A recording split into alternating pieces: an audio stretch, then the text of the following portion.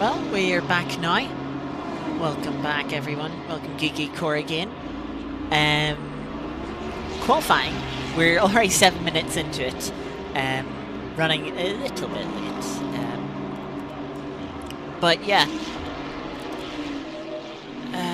3 liters of fuel, sure. We're going to try and get some laps in. And we actually have a nice bit of track space coming up.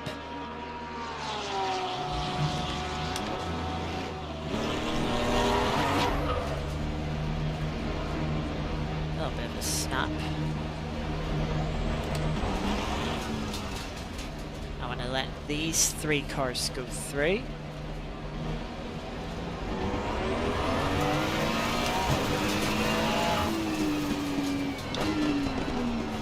And then we really didn't need 30 liters of fuel, to be honest. It's a bit excessive, but better safe than sorry. Big snap for the BMW. And they find themselves sliding off the track.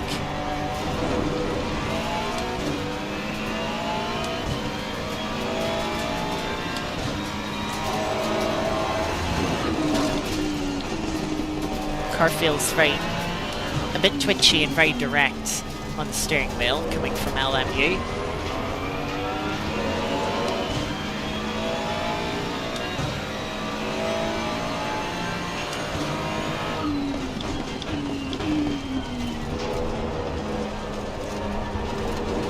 So let's, as we get dialed into ACC again, let's go over the format for this race. It is a 2.4 hour race. That's 2 hours and 24 minutes. We're in the middle of the 20-minute qualifying session. We have 40 odd cars for this race.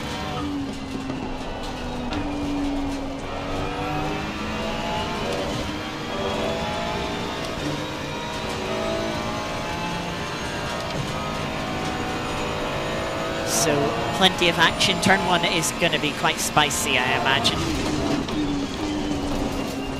depending on where we qualify. That's an interesting line 3 of the chicane.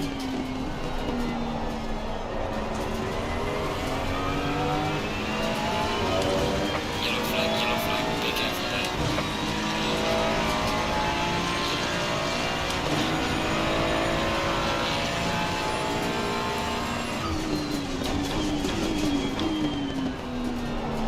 When it comes to the race, there are 3 mandatory pit stops in which you must change tyres, I believe.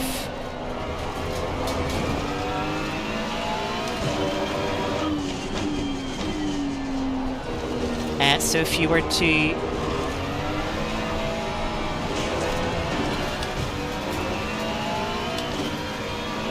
balance out across 4 stints, that would mean 36-minute stints.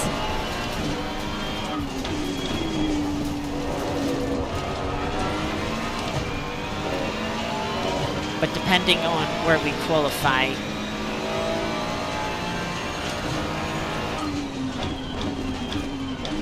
I may take a slightly different approach to that.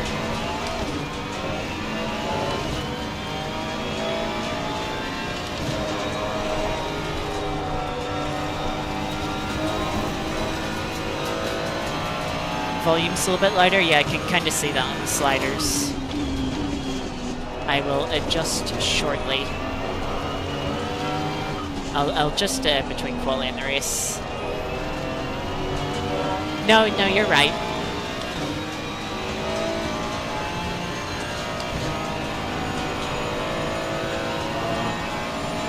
There's a slow car ahead. Much better line through the chicane now.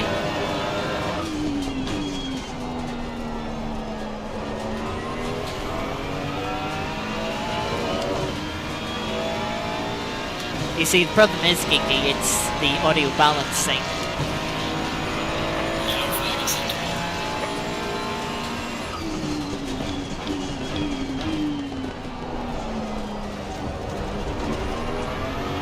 not just by how loud the game is, but by how loud I am in comparison to it.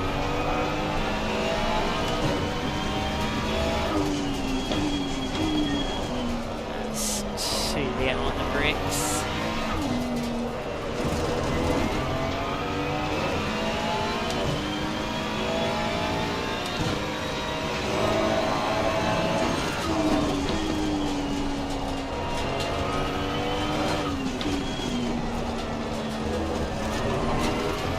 Tire pressures are looking good, though the rears are a little bit low.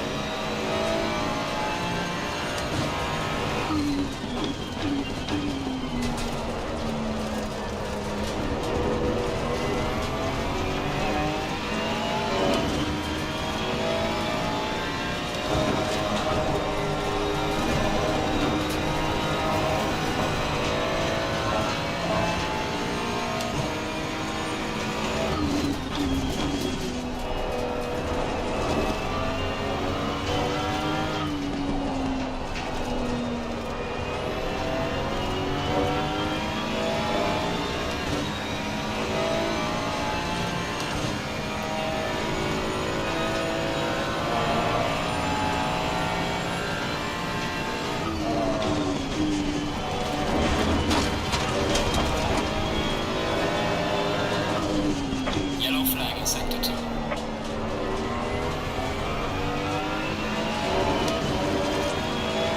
Seven tenths sub as we currently sit in 36th, against us 34th. Yeah, the time's not looking too great at the moment, but we know if we have time to find.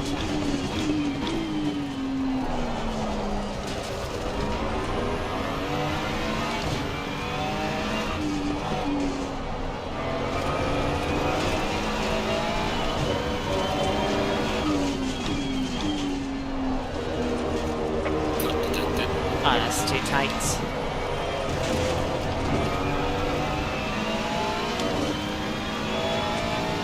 A tendency to overdrive. I mean, overdriving is easily done.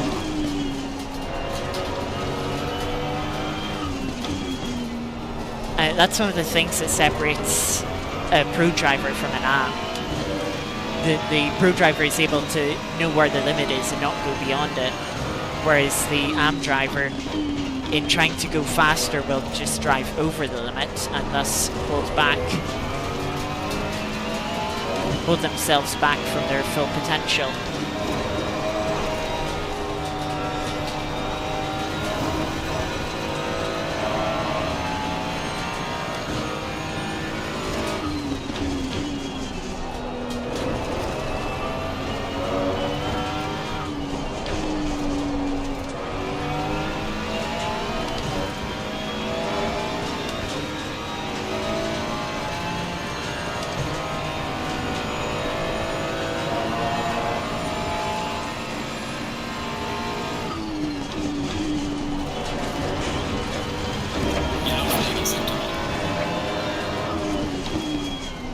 Of course, this lap is invalidated.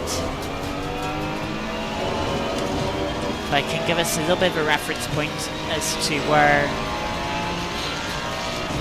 we sit time-wise. 56.4, that's still like 2.4 seconds off the top time. As we have a couple of Fords coming out of pit lane around us.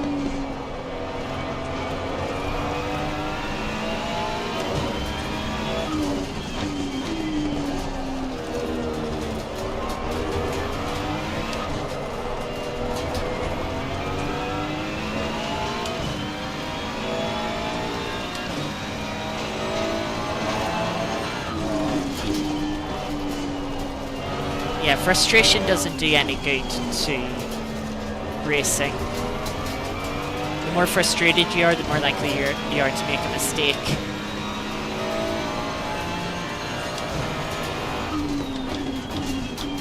Yeah, that's why always after an incident happens, it's like, right, calm down, refresh your mind, and just settle back in.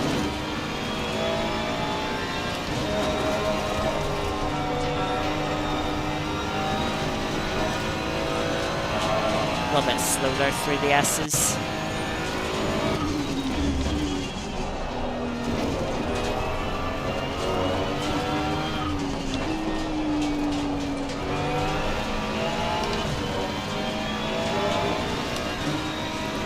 we've lost about half a tenth on the delta. Yellow flag is set to on.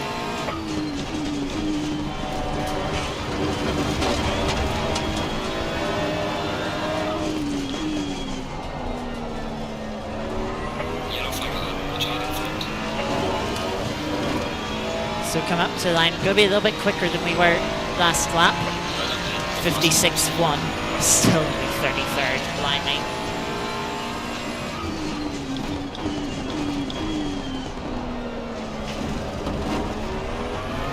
Car on the left. Clear on the left.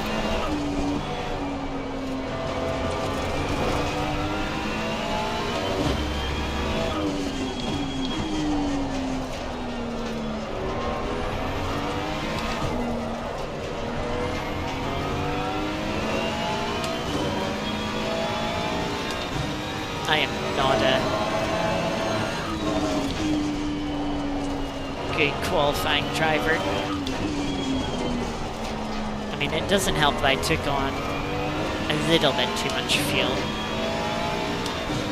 And when I say a little, I mean like 10 liters.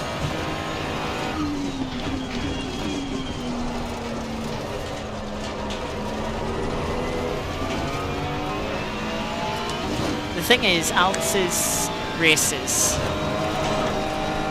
aren't a great way. Oh, that's a big twitch. Aren't a great way to learn. Especially the GTA races. Left flag is invalidated. Please try to stay on the track. This lap wasn't going well anyway. Car on the left. Clear on the left. Because one, the races are so short, you never get into a good rhythm to actually start learning. Secondly, the GTA, it's always like random tracks, which means you're constantly having to learn the track rather than just having a good, like, stable benchmark. And thirdly, when you're racing, you've got catch-up, you've got slipstream. Things are constantly moving the benchmark around, just making it difficult to focus on your driving and learn to go quicker.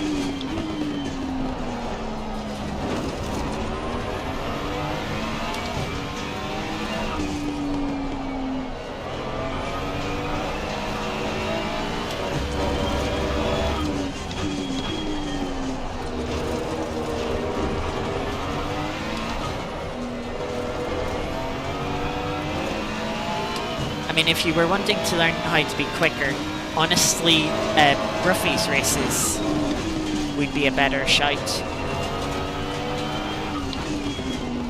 Longer races, so you're able to just consistently practice at the same track. Oh, and yeah, the changing of cars too with Alex, you know, you'll only drive a car once a stream, usually. So you're always having to adapt to how the car is changing, and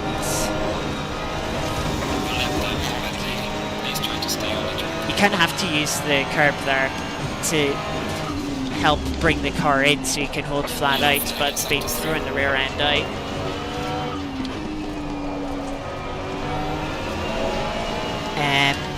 Since we invalidated this lap, practice pit entry, because that would be handy, considering we have to make 3 pit stops, and the consequence for messing up pit lane is a stop go 30.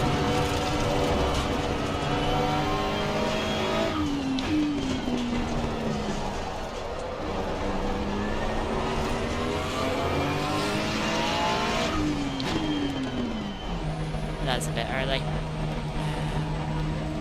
See if we have time to see where our pit box is and practice parking in it.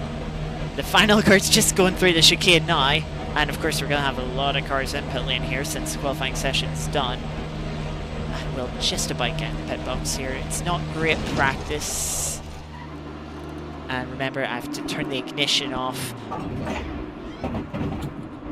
It looks like that was pretty good for where we needed to park. But yeah, 33rd Not sure I want to start here. I think I'll have more race pace. And I think I'll get quicker as the race goes on.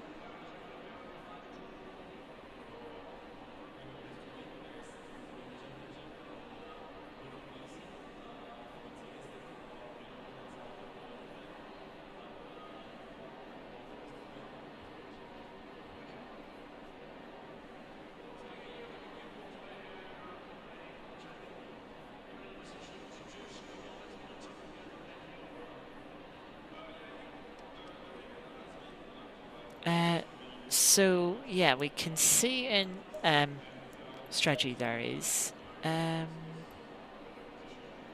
Let me just see. I didn't see what our fuel usage was in quali, so we'll have to take 2.8. It's probably gonna be a bit wrong, but yeah. What am I doing?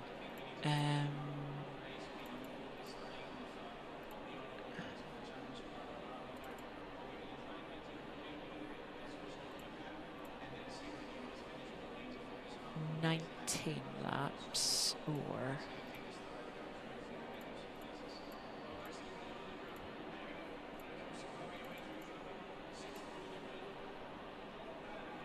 19 or 26. So 19 times 2.8 is 53. So we'll start with 60 and we'll just put 53 in here. Oh, tire pressures. I want to take one out of these and put 2 into these and set them to that. And then pit strat 2 is going to be 70.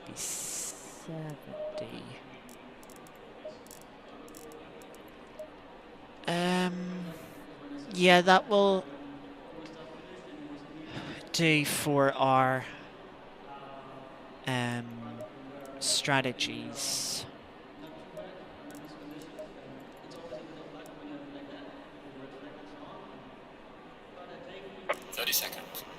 I'll be honest with you, I do not want to start here on the grid. It honestly just seems like a recipe for disaster.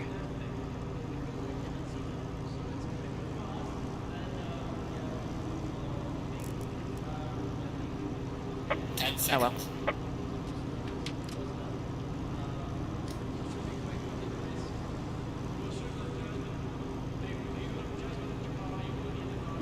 Going single file. We'll have to play extra safe through T1.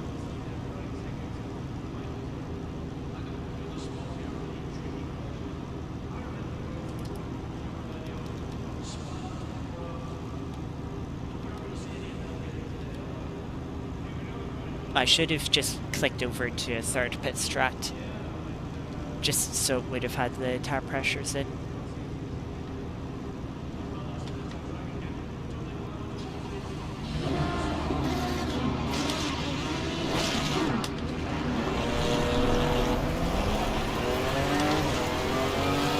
I was trying to shift up to first gear, then I remembered, oh wait, ACC doesn't let you shift up until you're meant to drive forward.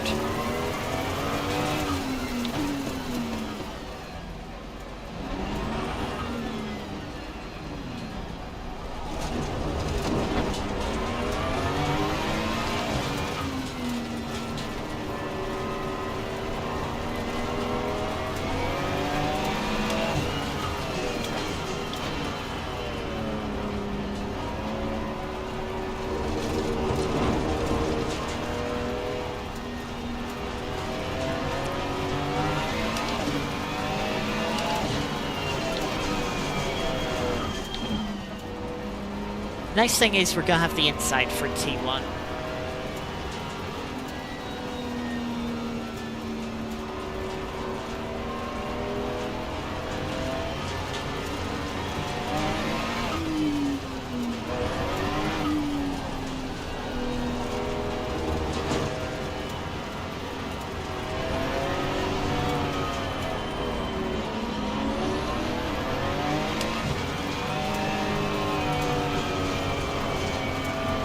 which should make it a bit easier to stay out of trouble. I hope.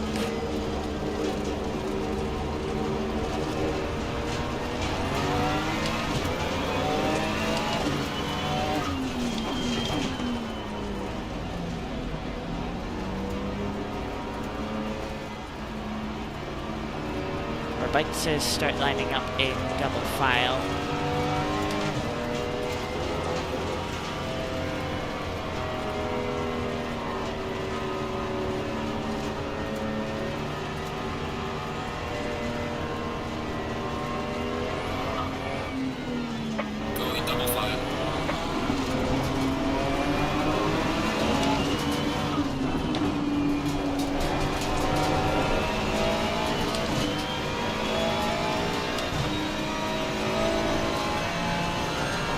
Car's still very twitchy.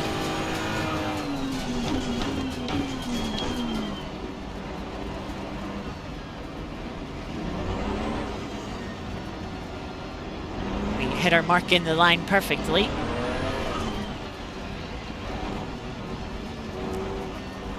For ACC, a lot of people usually miss it by a mile and have to sort themselves out. Oh, I'm nervous about this start.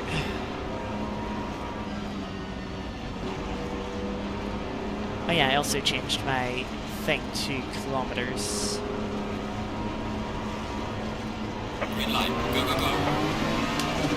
And actually, I would say being in the middle of the final corner helps spread things out a little bit here.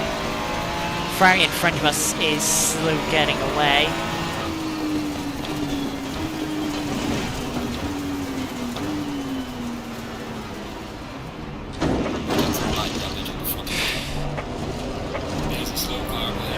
I was taking that so easy and it still backed up. Car on the left.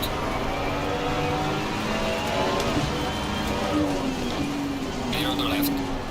Yellow flag ahead. Be careful.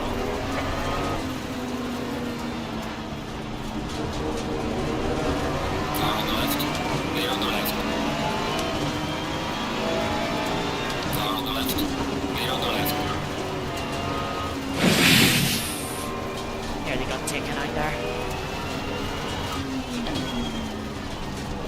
So important just to not slam the brakes, otherwise the car behind you is definitely just going to go into you.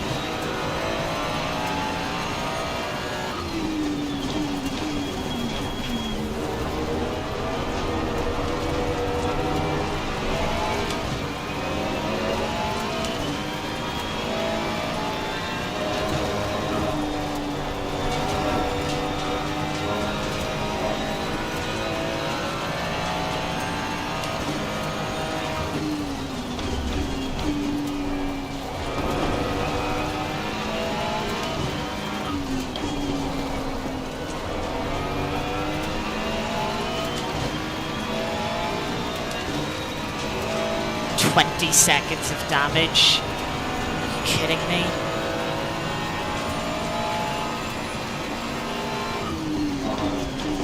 I just realized the Porsche wasn't quite alongside there. It's like, yeah, I want the racing line here. What is that Porsche doing?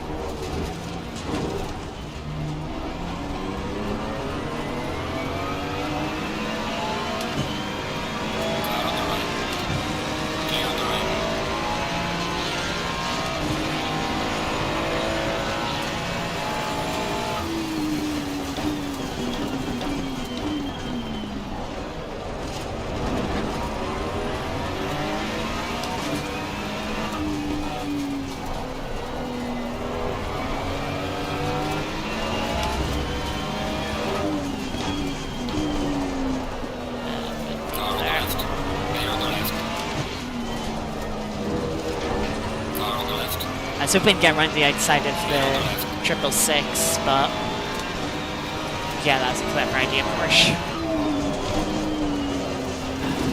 Car on the left. Clear on the left. Turn, turn, turn. Car on the left. Clear on the left. Yeah, that Ferrari in front of me went deep and I kind of just followed it in.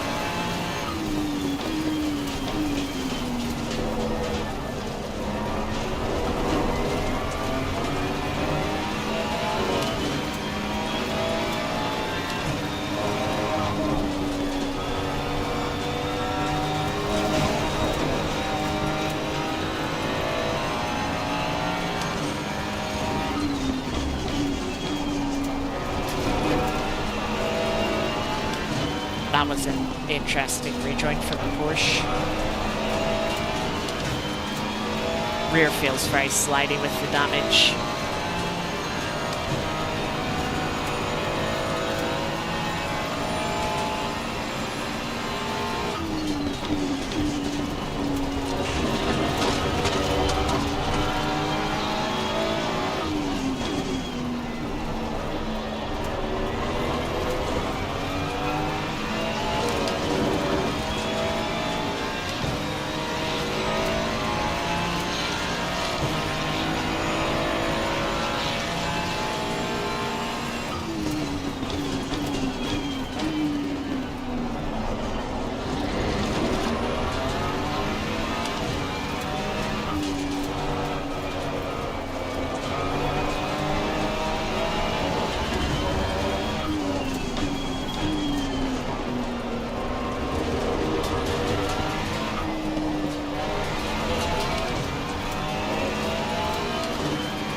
Porsche gets out of the corners very well.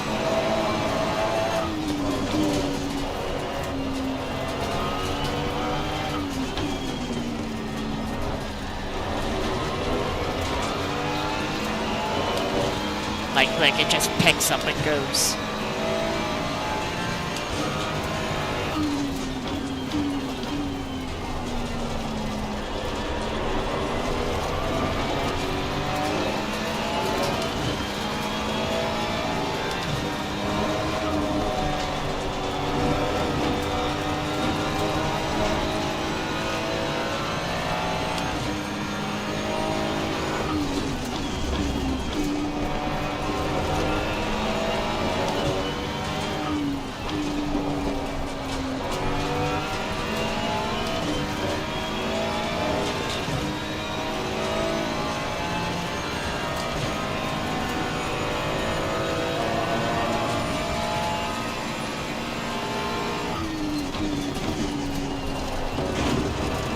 Bye-bye, Porsche.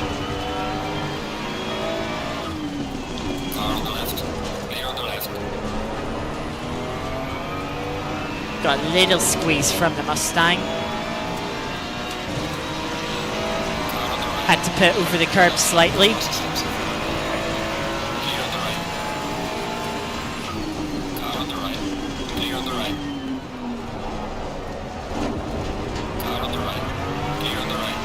Porsche nearly came back and hit me in the rear into T1.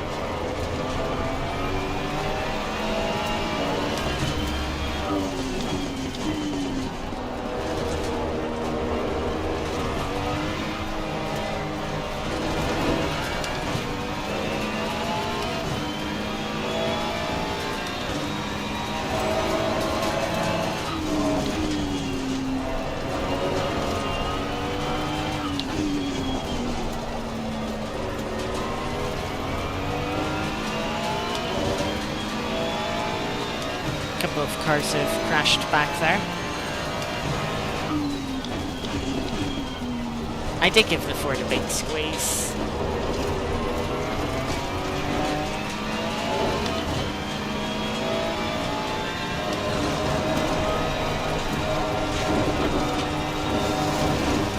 So that was just a racing side-by-side contact.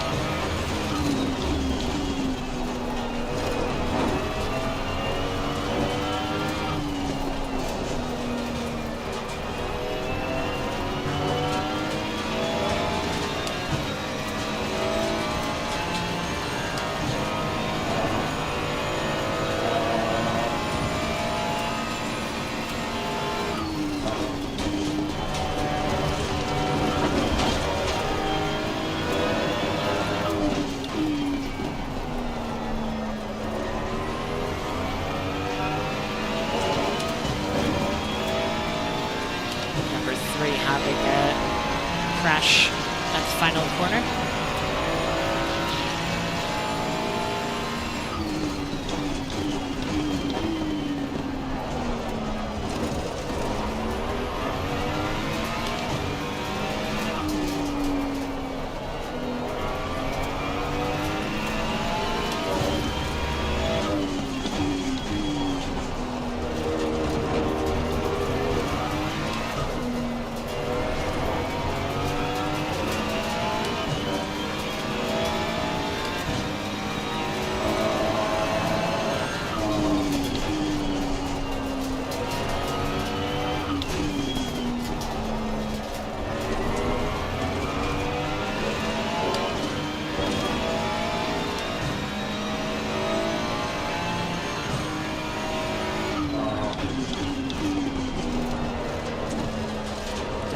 Ford's going.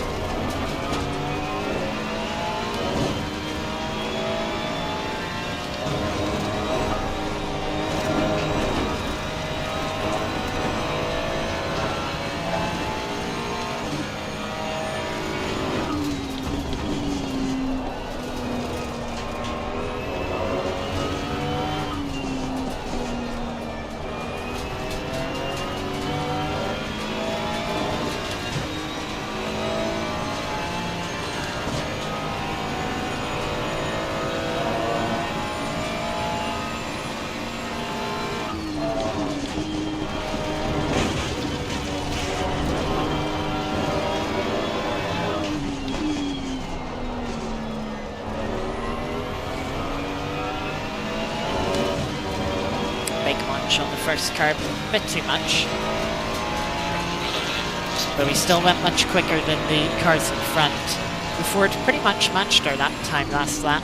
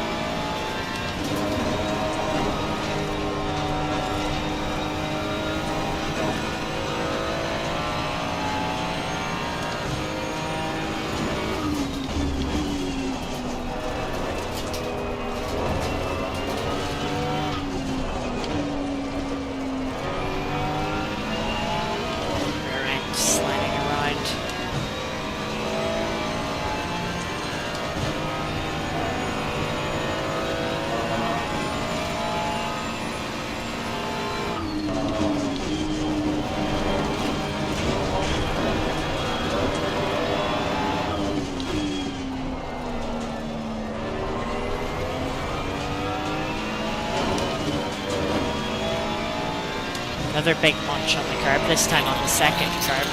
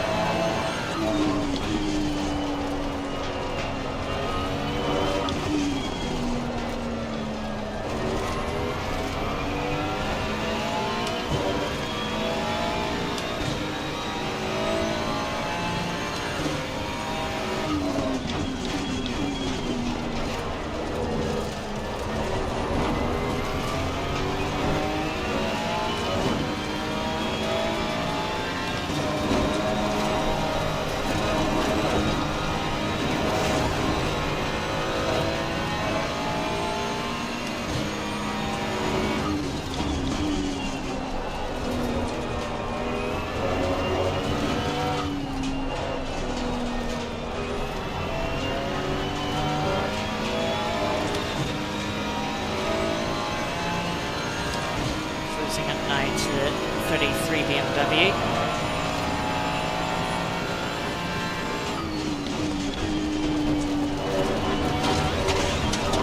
That's a bad bounce.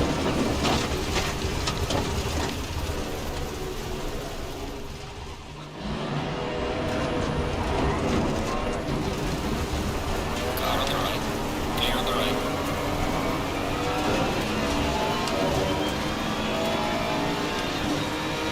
Yeah, that's a bad bounce. off the curb just threw me off the track.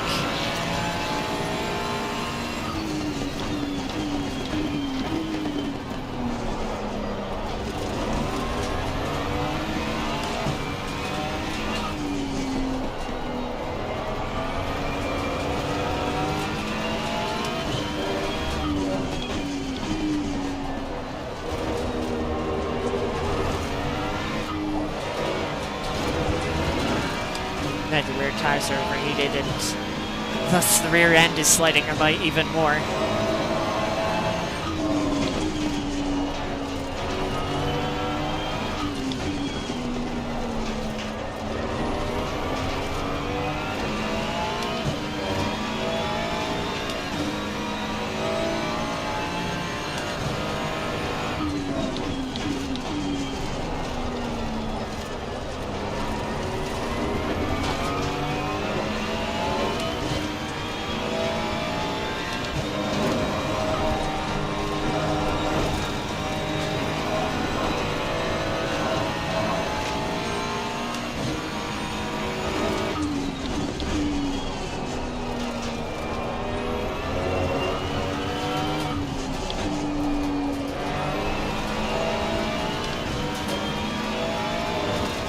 Quite the fight here over 29th. That's sketchy as anything.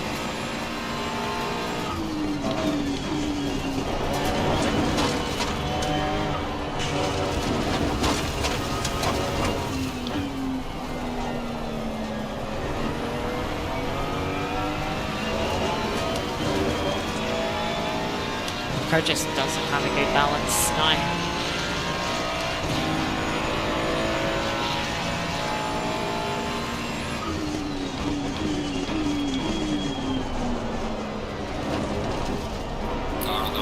Well done. Kind of seen that one coming.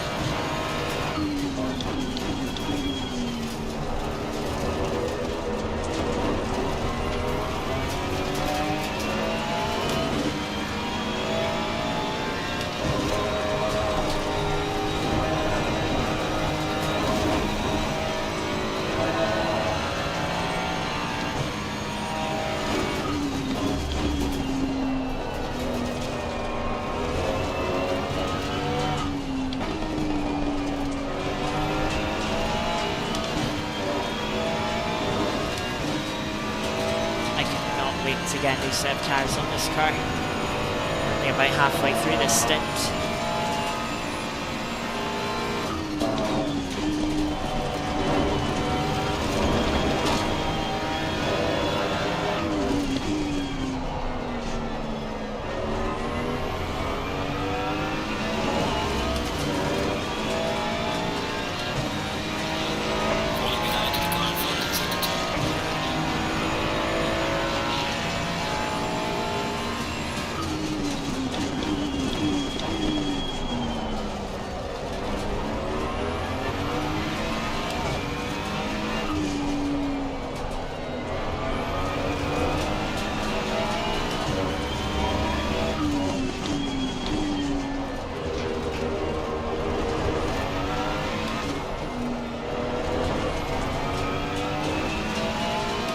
Tires, I imagine, are damaged in some way.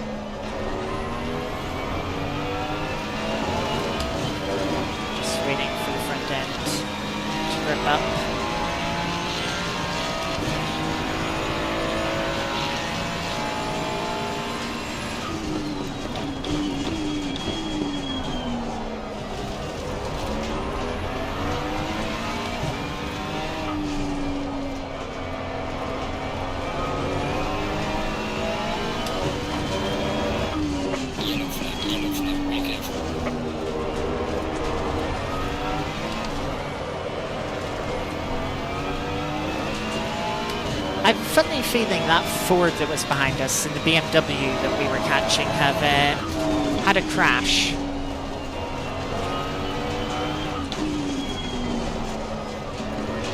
I wouldn't be too surprised if it was a case of the Ford taking the BMW out, based on the fact that the Ford didn't lose too much time and the BMW was spun facing the wrong way.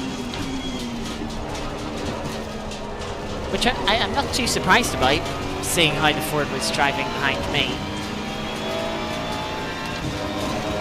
You know, they were ready to just pile drive themselves into the back of someone.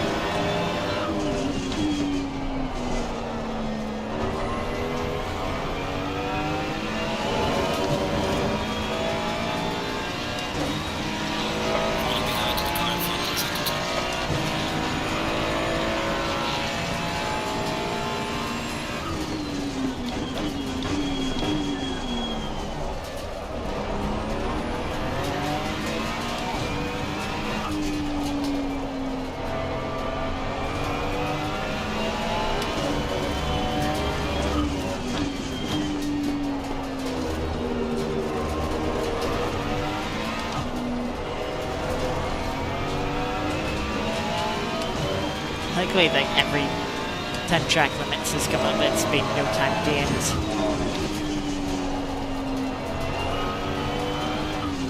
Feels a bit cheaty. Also, it says our predicted fuel is 2.7, which is good. It's not too much lower than what the estimate was from the game.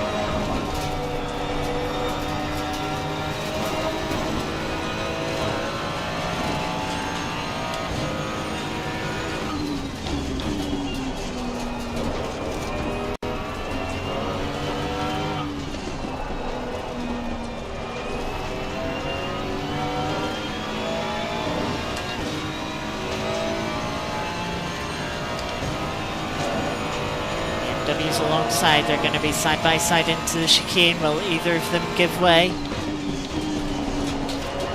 Ford gives way in the middle. And you see how much time that's lost them.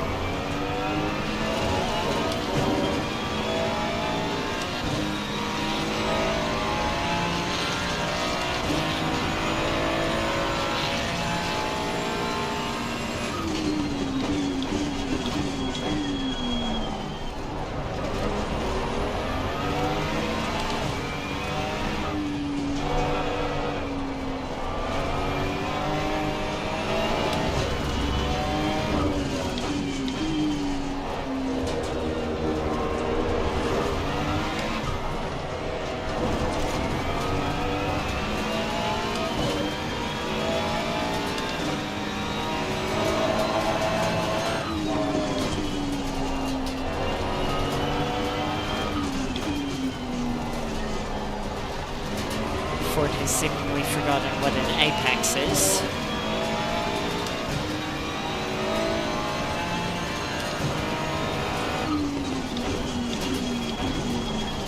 That's a little deep.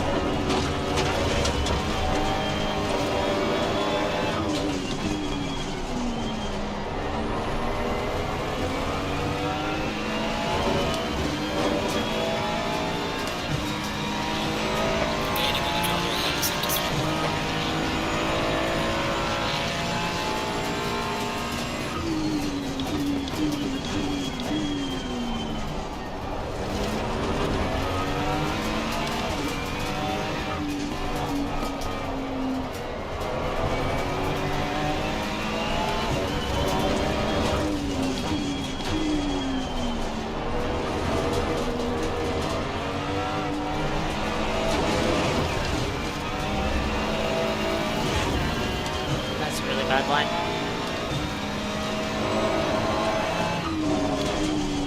Ford is just so slow in the corners.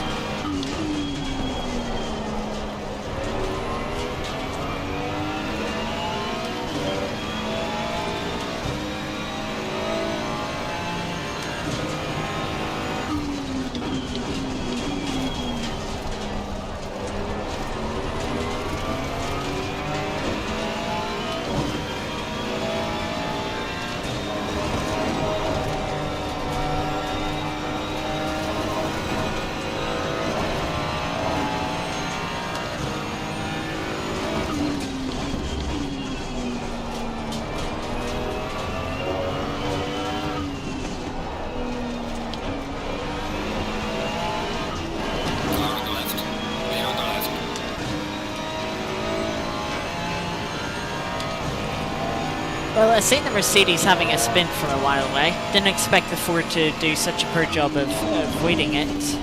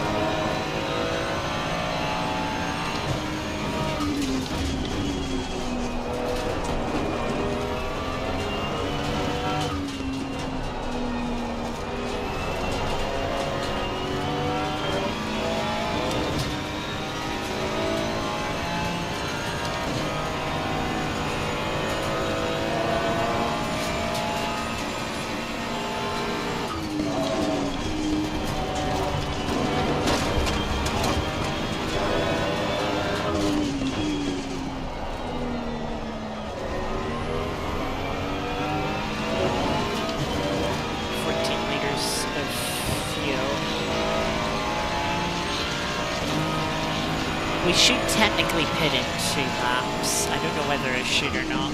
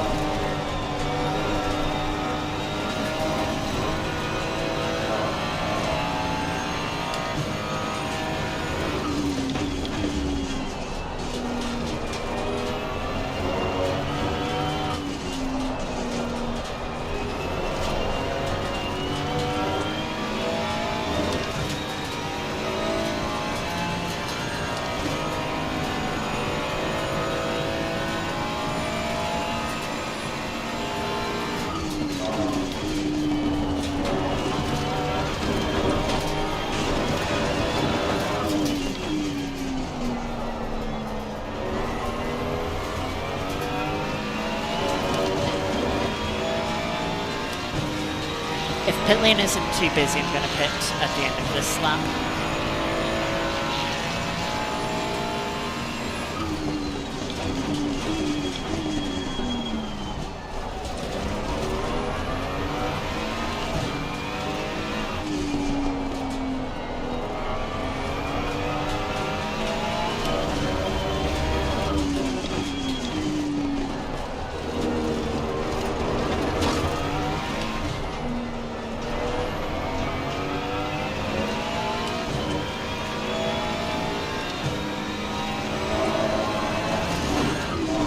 Losing pressure on the right front.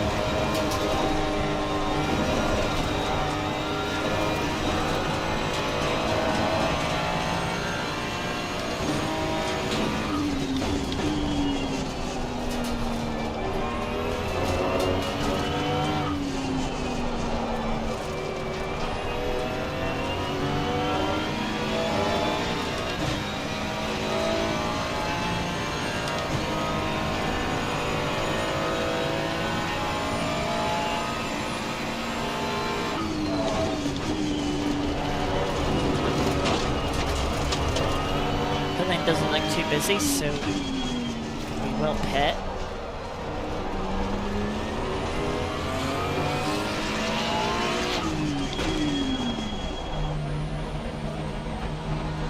Nailed that. We'll fill up to 52 litres of fuel.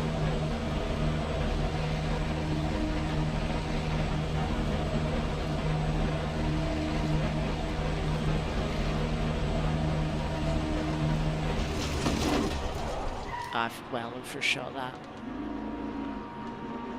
Now it's got me reverse back into it. More time. And you can't put the car into first until it lets you drive it right.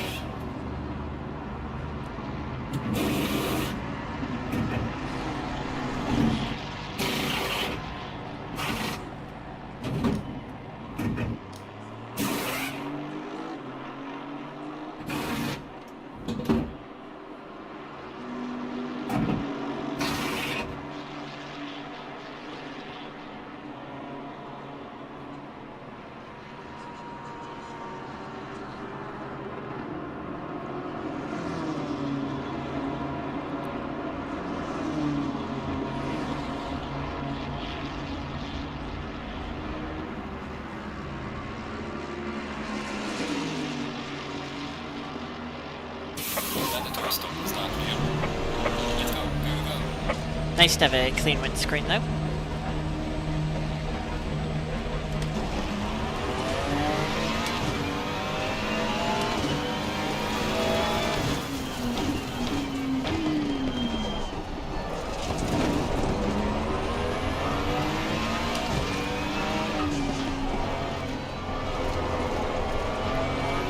Yellow flag accepted.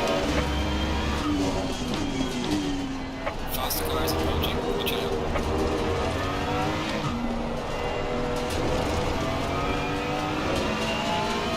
We've got some cars to go chase down.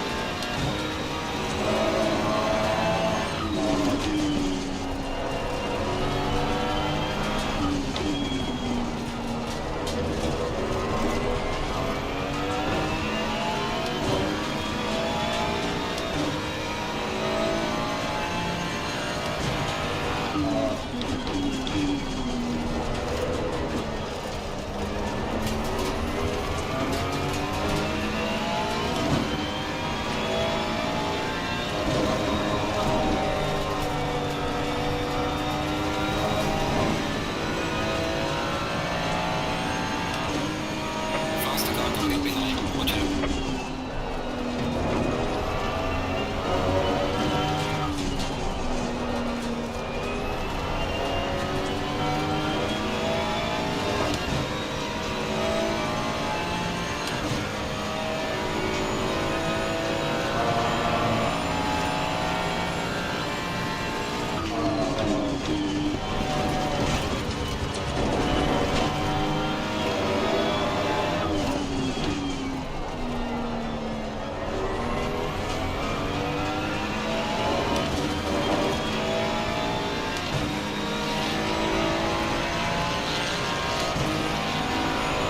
Right, let's see if we can get towards 55.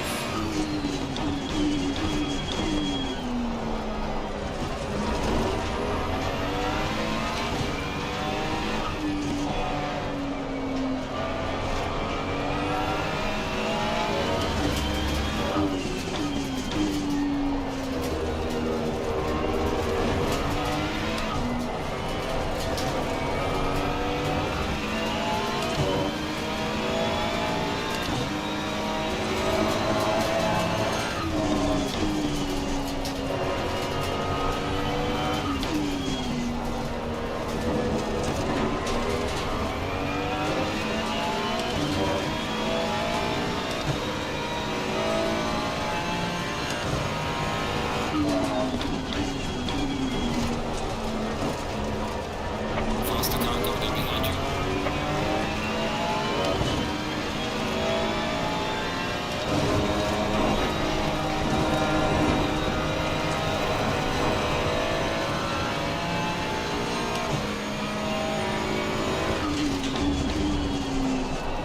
Good example there of what I was talking about with LMU, where as soon as you unlap yourself in ACC, you instantly get blue flagged until you clear that 1 second, whereas in LMU we noticed you don't get blue flagged until like the car starts catching back up to you, or like half a lap later.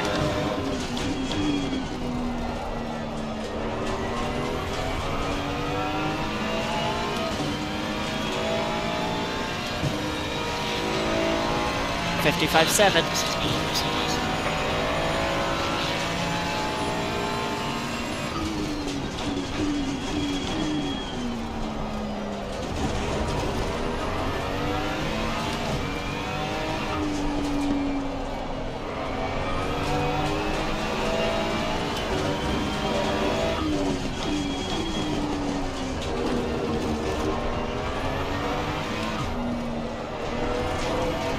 I can't remember what my lap in qualifying was, but I don't think it was. I think it was a 56 still. Shows you how bad of qualifying it was.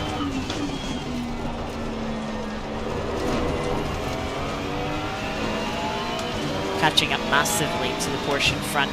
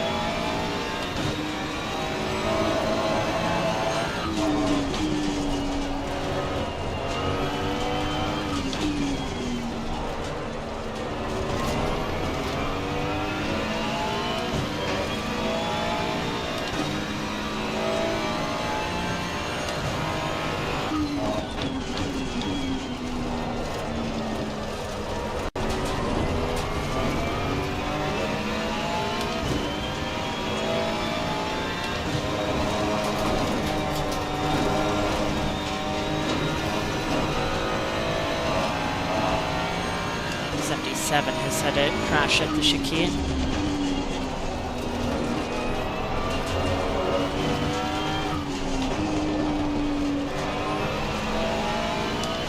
The car just feels so much better now. New tyres, damage repaired.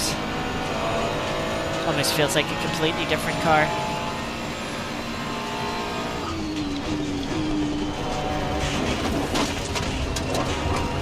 Until I throw it over the curbs like that.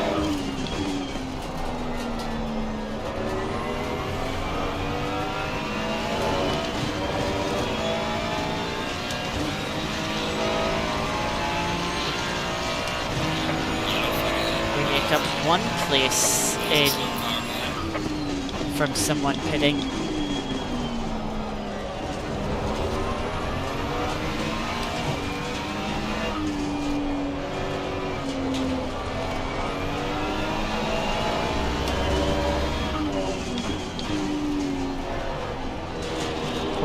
Porsche in front having a lot of balance issues.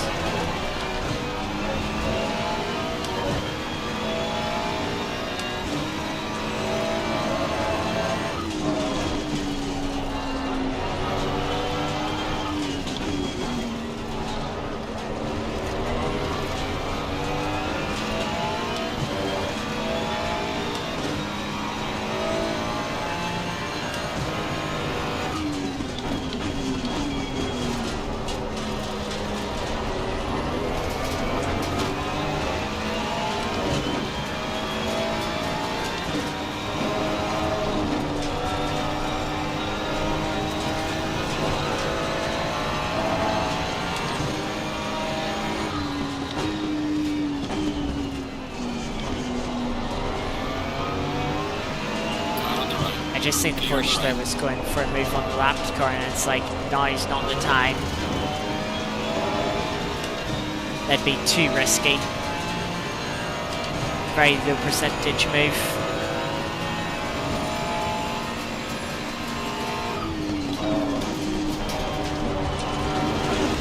Oh, come on. What was that bounce?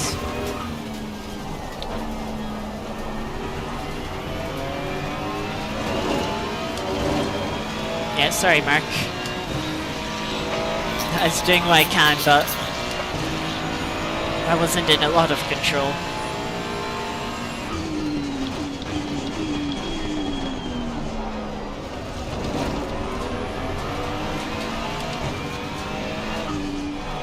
Ferrari is really seems to be really struggling too for pace.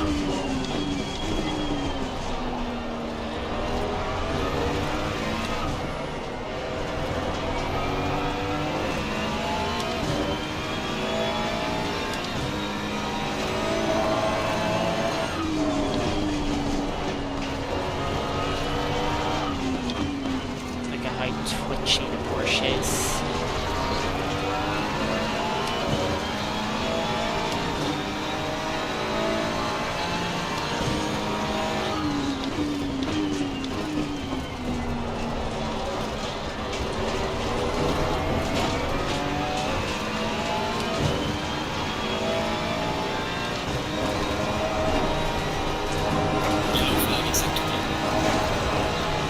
Oh, if I didn't clip the gravel, that wrecked my momentum.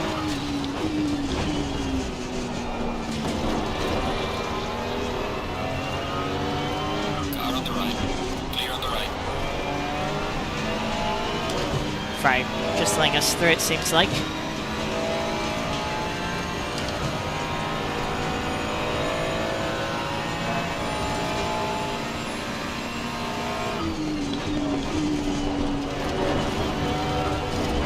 Big loss of the rear end from the Porsche. Managed to save it, which is very impressive. I thought that was definitely gone.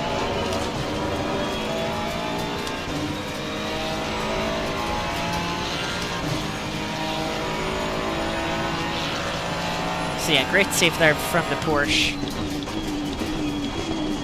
But nice to finally get past them.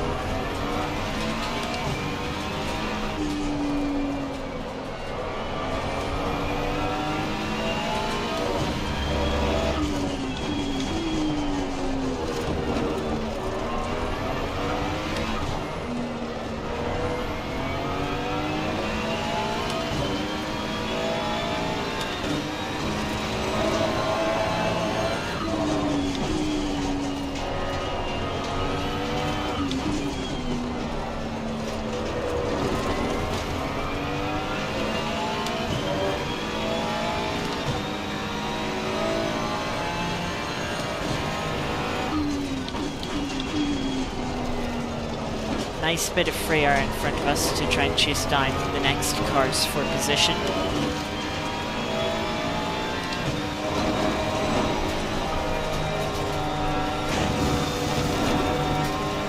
Just understeering slightly wide.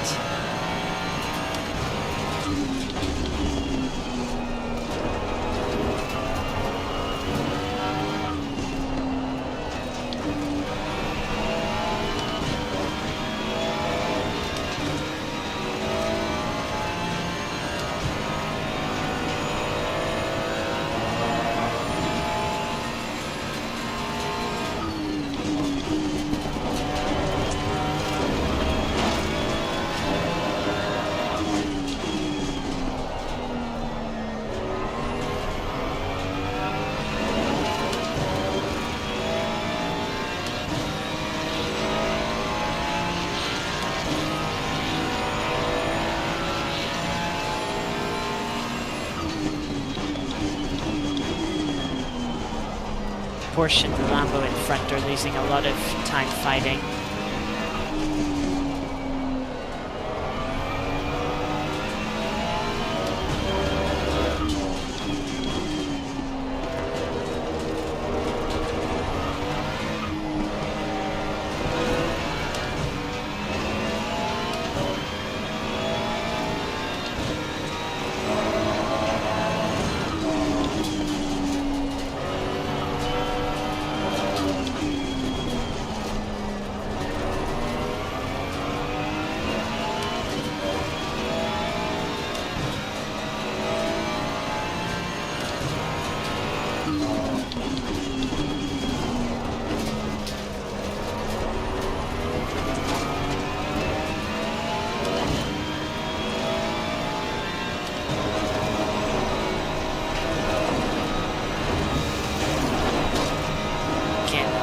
Steering to the gravel.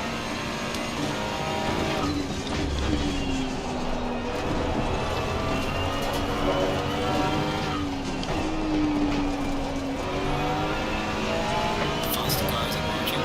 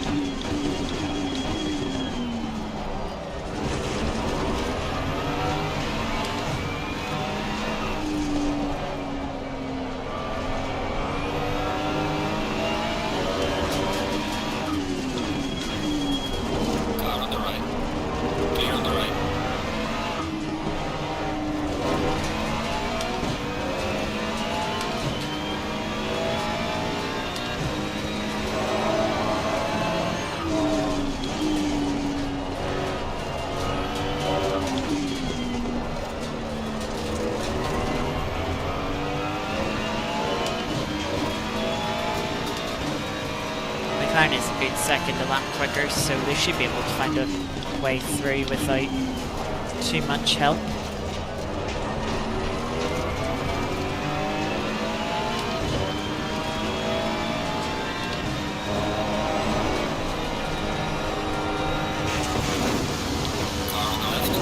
I just knew I was going to understeer off again there, so I was like, just bail.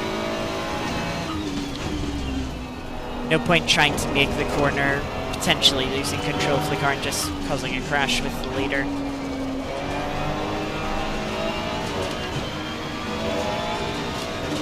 I feel like I'm struggling with the tires. Like I've scrubbed them or graded them again.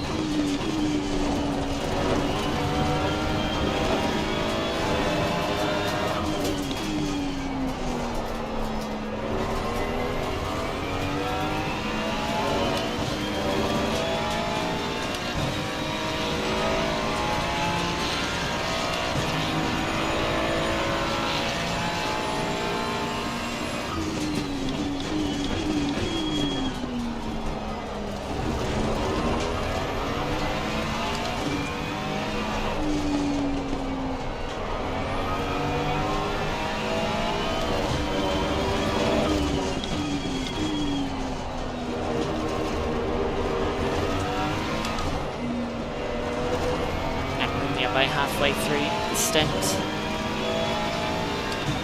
Welcome, Mofal. We're nearly an hour into the race, with one of 3 pit stops down. We qualified 33rd and was a messy start.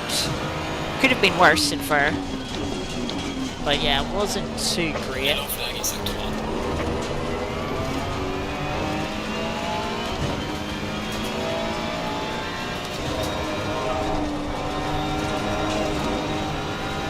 And yeah, currently we find ourselves in 26th. So we've made up a few positions. But it'd be nice to get a little further up the field.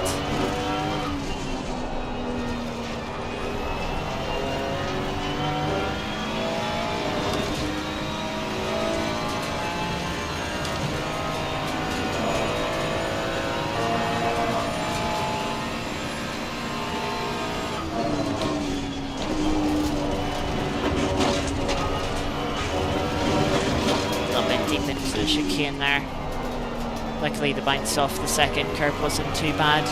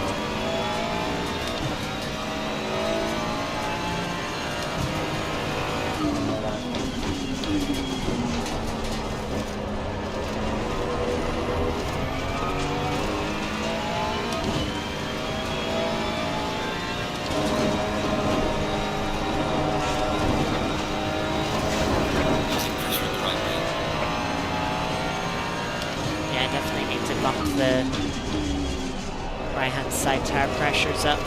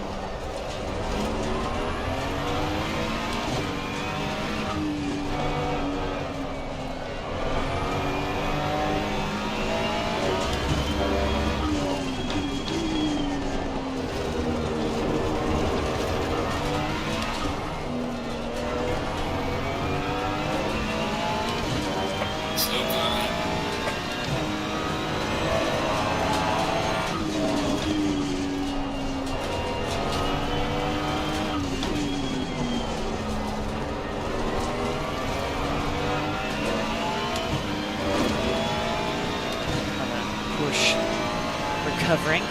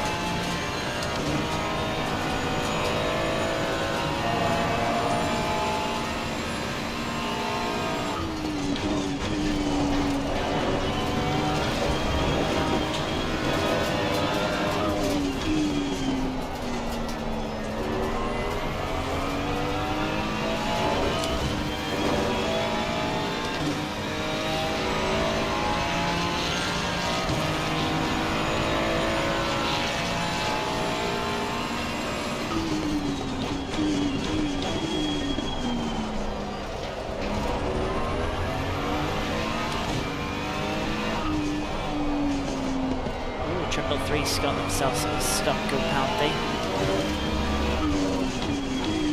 Car on the right. Clear on the right. Wasn't expecting Fry to let me through from that far back.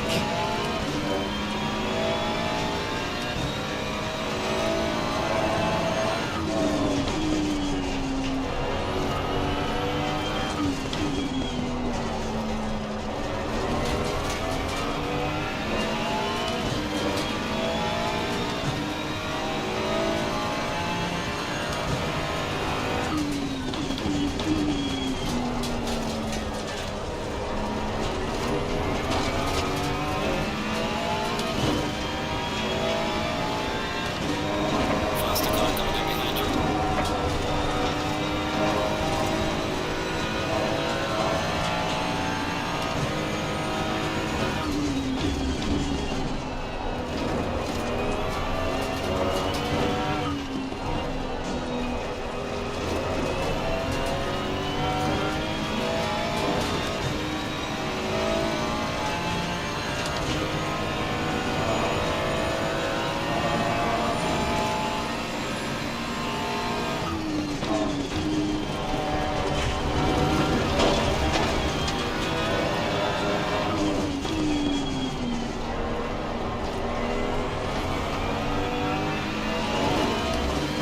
Bentley probably has the speed here to make a move into T1.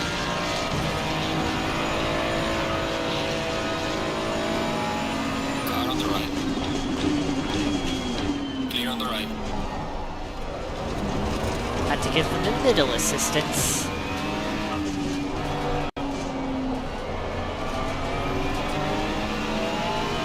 But they're 3-9.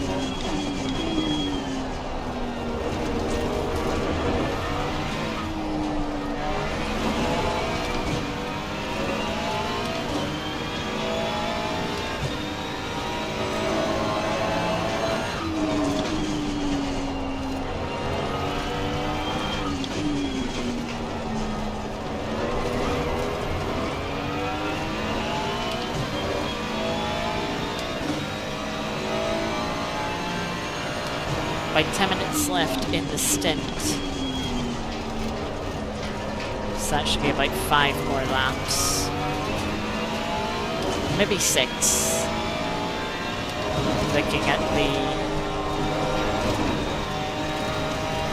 how many laps it says we have left.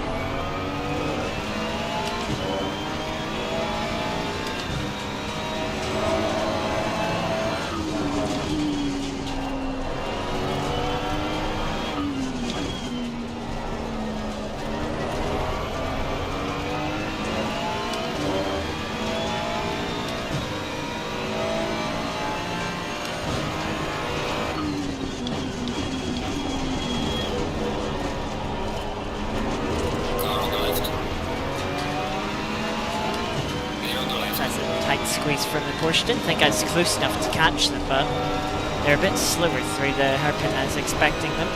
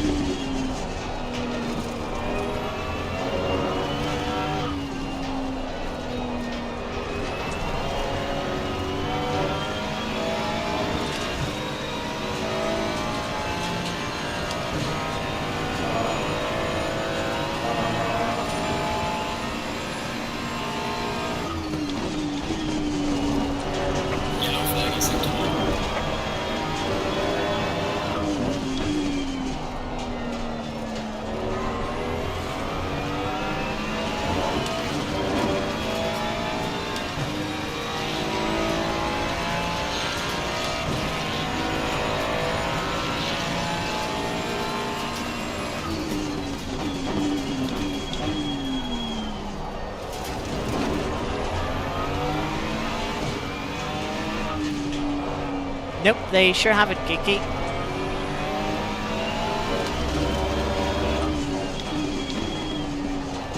That's the second time in 2 weeks, let's say, that I've seen someone not serve a DT. Or DT/SG and get disqualified for it.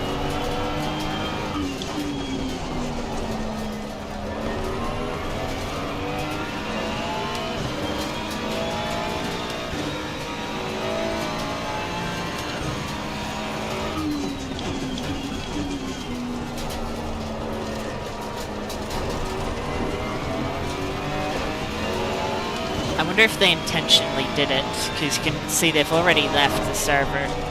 You know, they're not sitting in pit lane disqualified anymore. So I wonder if they intentionally did it to try and say, oh, well, we got disqualified, rather than saying, oh yeah, we just rage quitted, which is against the community's rules.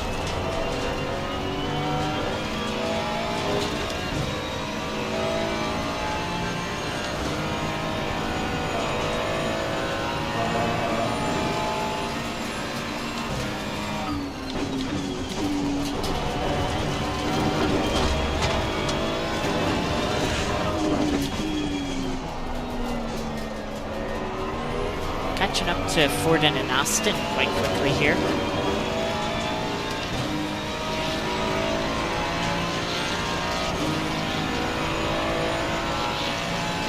Three laps till we pit.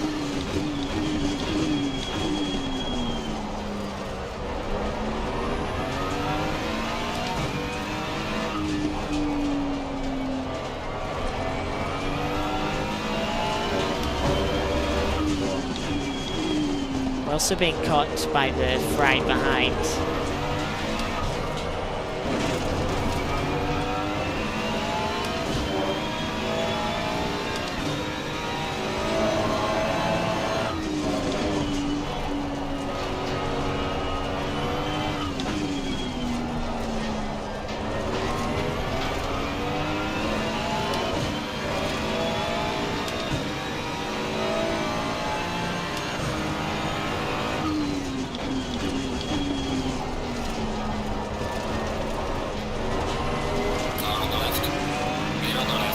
That was aggressive. I put trust in the Mustang that wasn't going to pin me down too tight. It would leave me the space, and it sure did, which I appreciate. Yeah, and I just pinned throttle.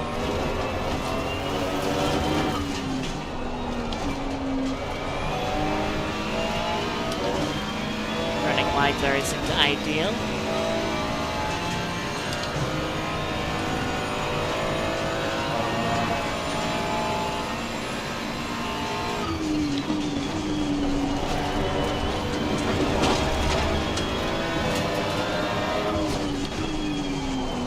Mustang comes into the pits.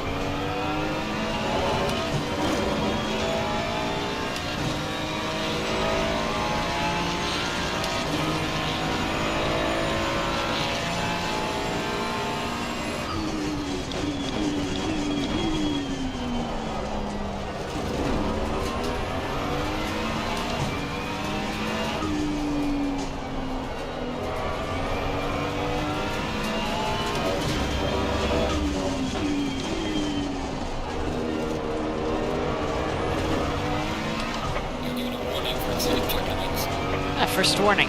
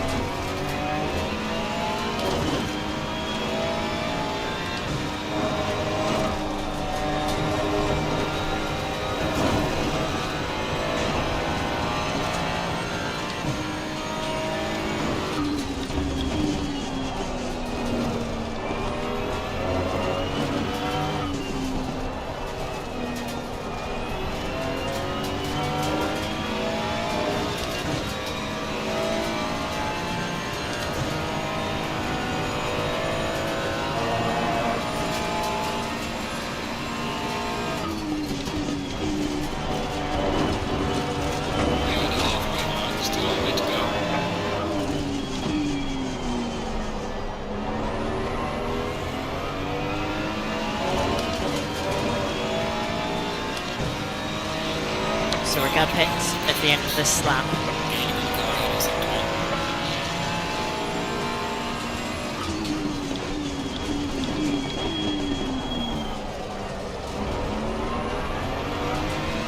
Yeah, I'm certainly struggling on my tires more than the Fry behind me is.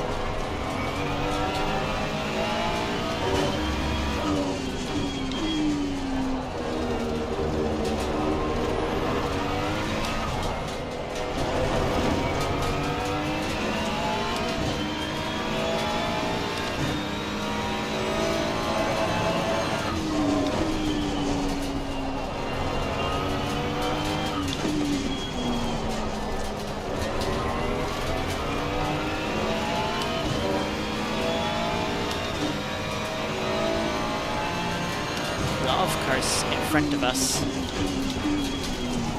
not too far in front of us as well.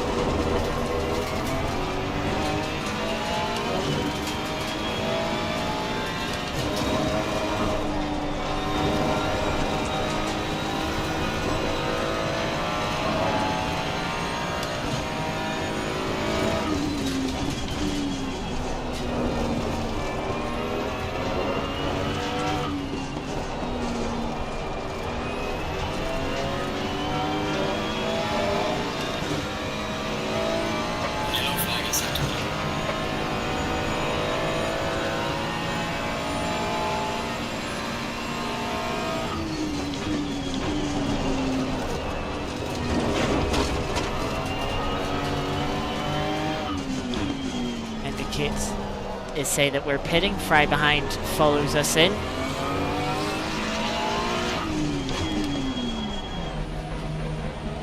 And we actually sort of gained a car length on the Ferrari. It was a bad per chicane, but good pit entry.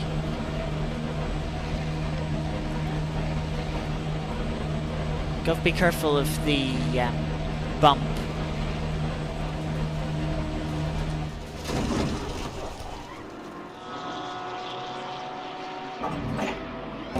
Taking it a little bit slower into pit lane just to be safe, and we got straight up on the box, so we should be able to stay in front of the Ferrari, though how much pace it will have when we come out of the pits, I don't know.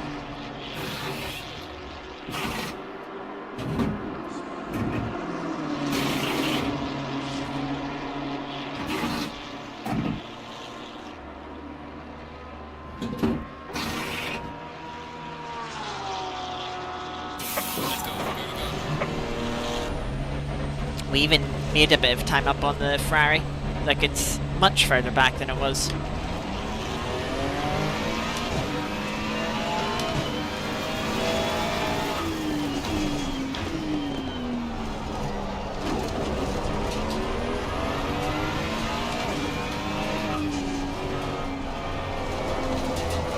Looks like they changed driver as well.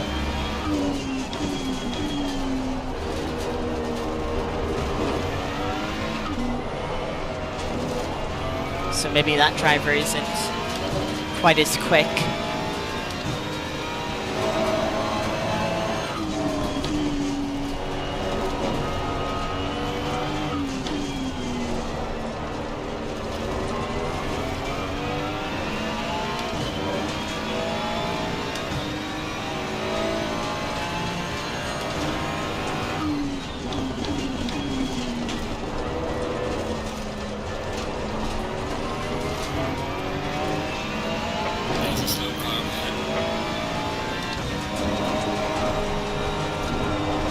Let's see if we can undercut some of the cars that we were fighting with.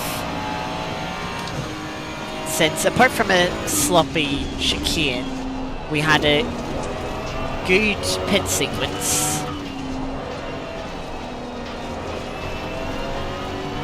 Looks like we're pulling away from the Fry behind. So the new driver taking a little moment to get up to speed. But yeah, if anyone's a bit slow into the pits or misses their pit box a bit, or has to repair damage, we could jump them.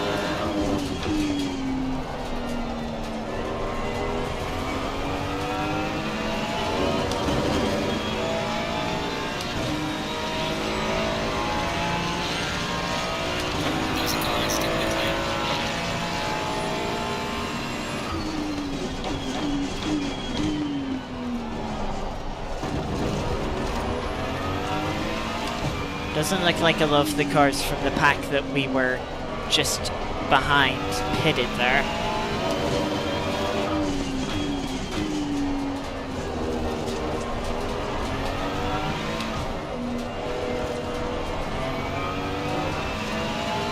Another car getting themselves a drive through for speeding on pit lane.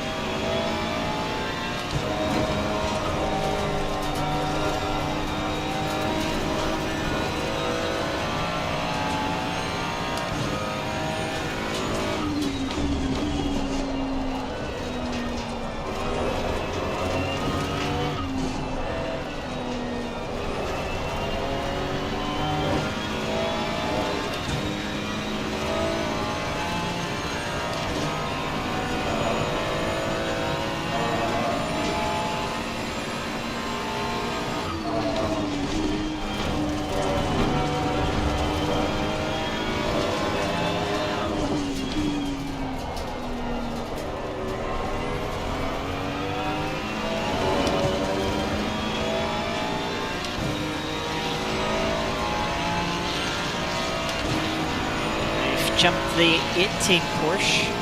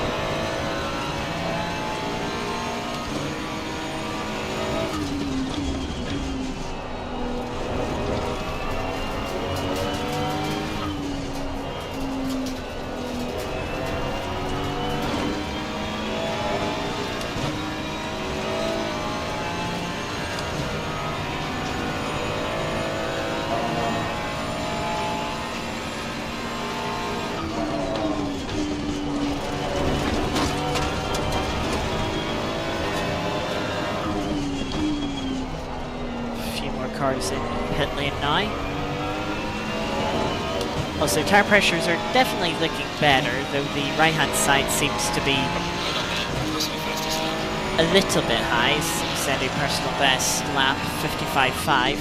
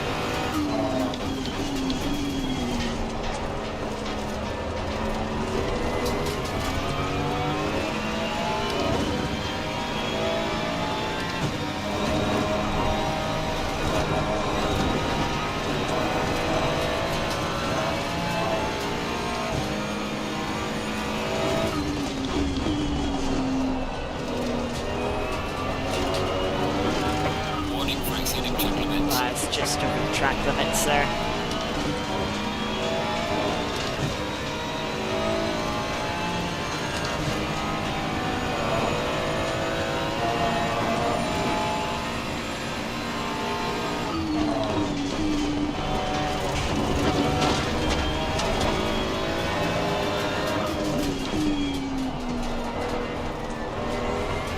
That was a risky amount of curb at the chicane.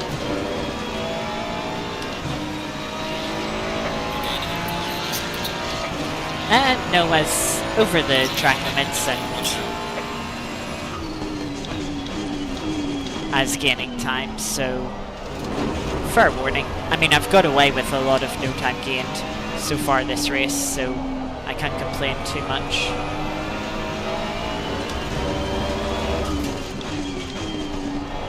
Looks like the 115 Ferrari is catching up to me this time.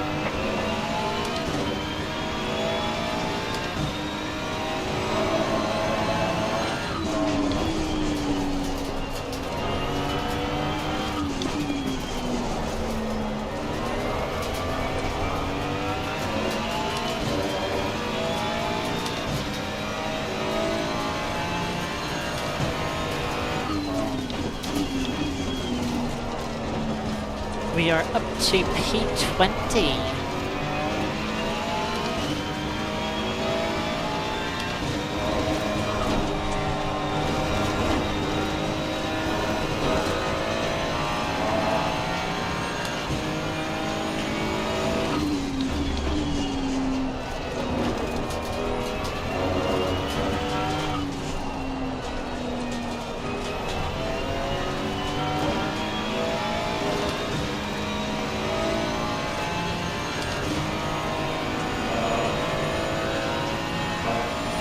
Just under an hour to go now.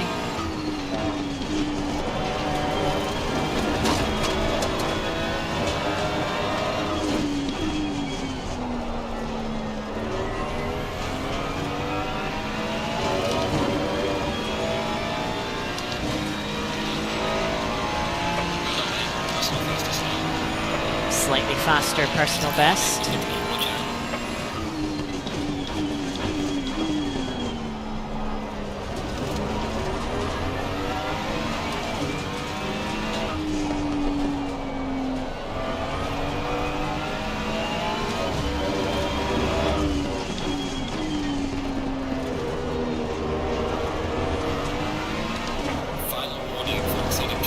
Okay, now we've got to be a bit more careful.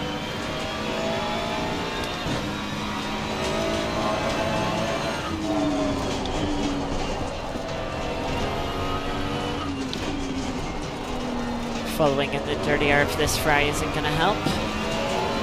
Yeah, not much we can do about that. We have broken away from the 115 fry behind, which is nice, and we're out in P20, which is a net gain from where we were before we pitted. So, again, good pit sequence there.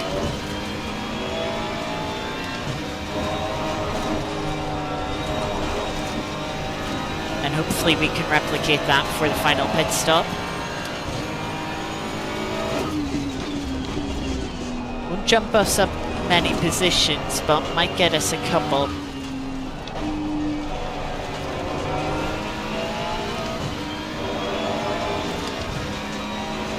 One or two.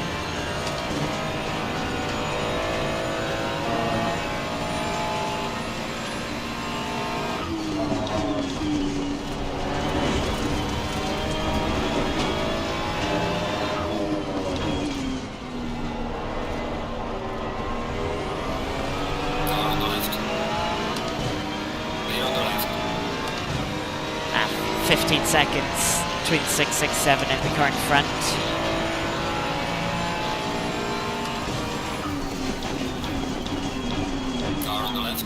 Clear on the left.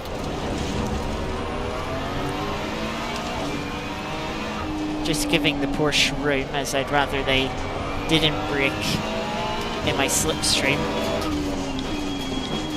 and risk them running into the back of us.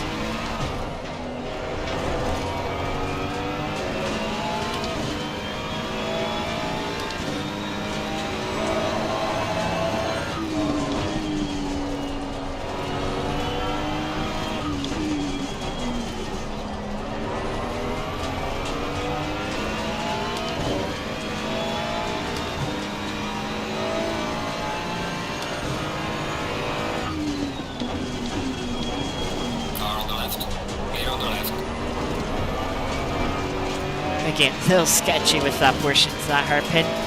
If I braked a little bit earlier, but I struggled to get the car slowed down as much as I thought, or more than I thought it would, which made it a little sketchier than I was hoping it to be. We are catching up to the 667.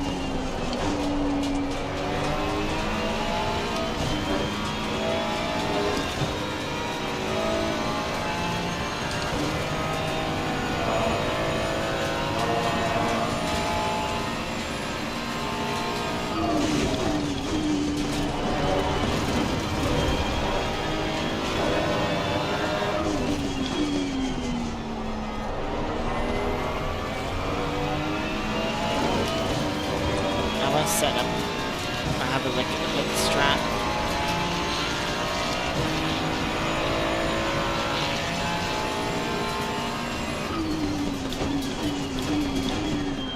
Welcome Napa.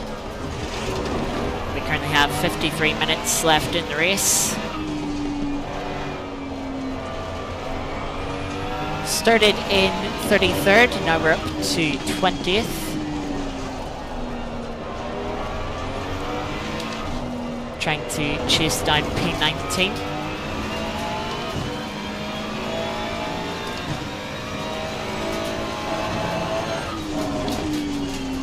As you can see, it's only about 3.5 seconds in front of us.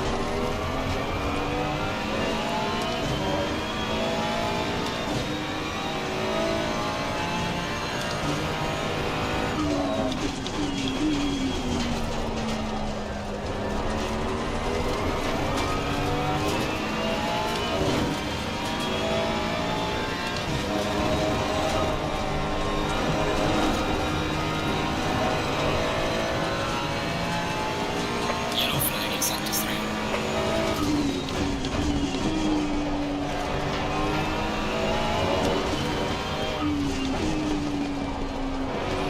77 sure is having a rough race.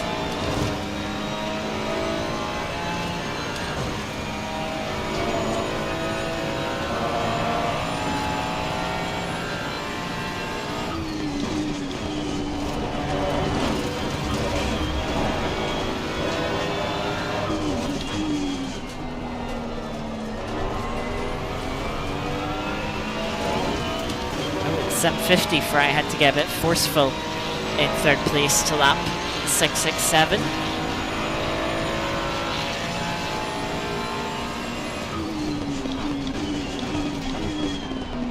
It's actually that 39 unlapped themselves from the Ferrari.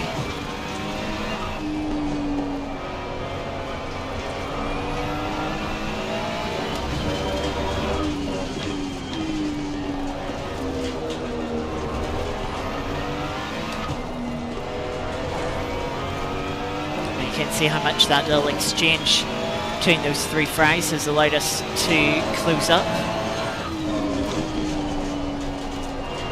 Very wide from the 667.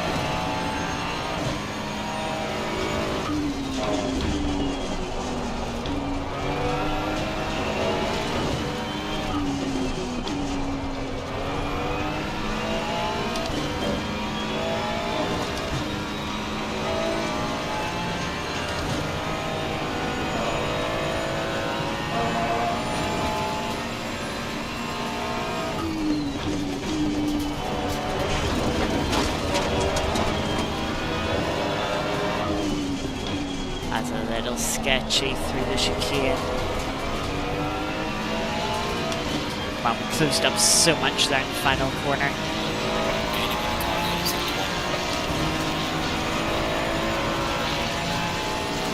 Car on the left. There's a slow car behind. Clear on the left.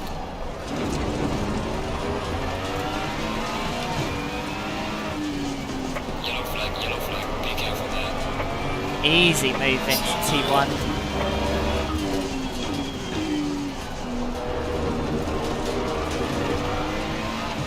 '77 Lambo recovering from a spin.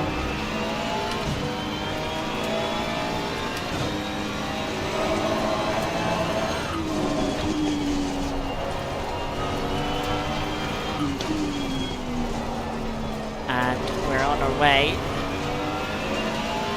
up to P18 now. I did see where we got one of those positions, but we're up 2 places.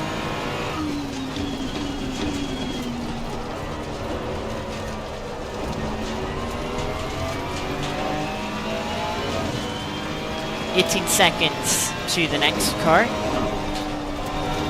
Faster car coming up behind. Watch out.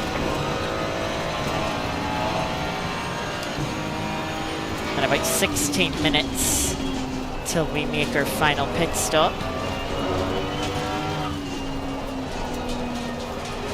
Someone was in the pits, possibly, yeah.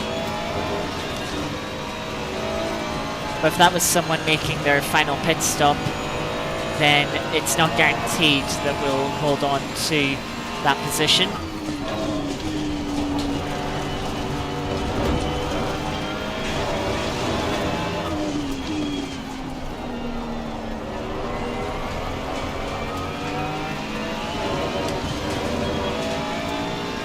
Right, again, BMW should have the grunt here.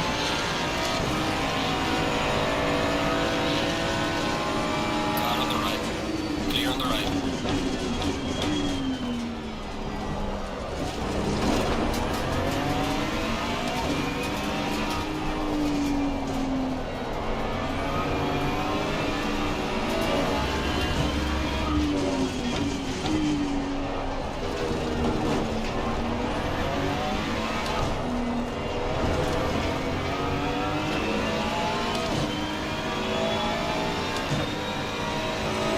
Yellow flag in sector 3.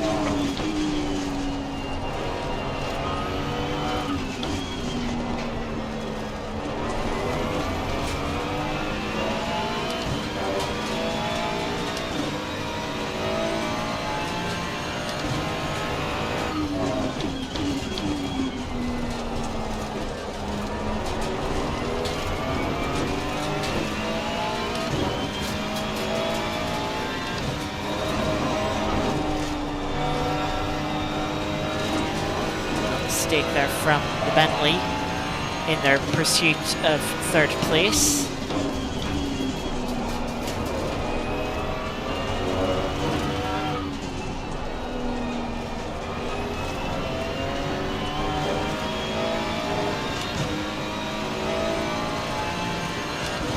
Bentley is really pushing.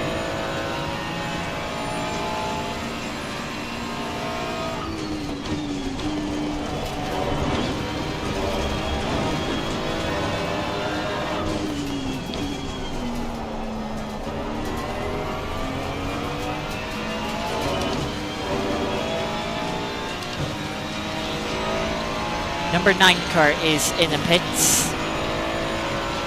So in about 10 minutes time when we come into the pits, we're gonna have fresher tyres. Or we're gonna have fresher tyres when we come out of the pits, but the number 9 car is gonna have fresher tyres for the next 10-ish minutes.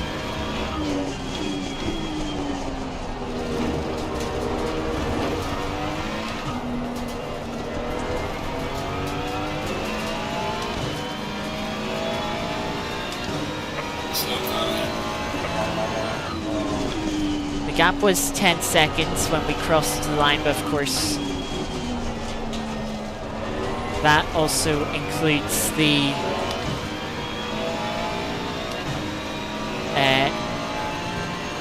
number 9 car slowing down for the pit entry. Bentley runs wide into the hairpin.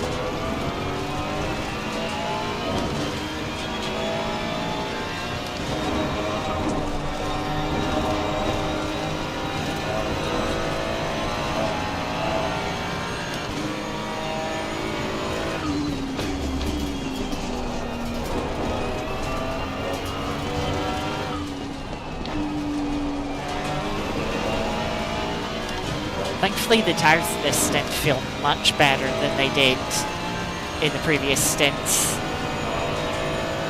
Like, I'm still able to keep up with my Delta, whereas last stint I was really struggling to.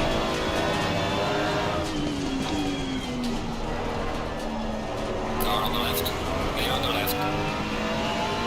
See a couple of cars having issues.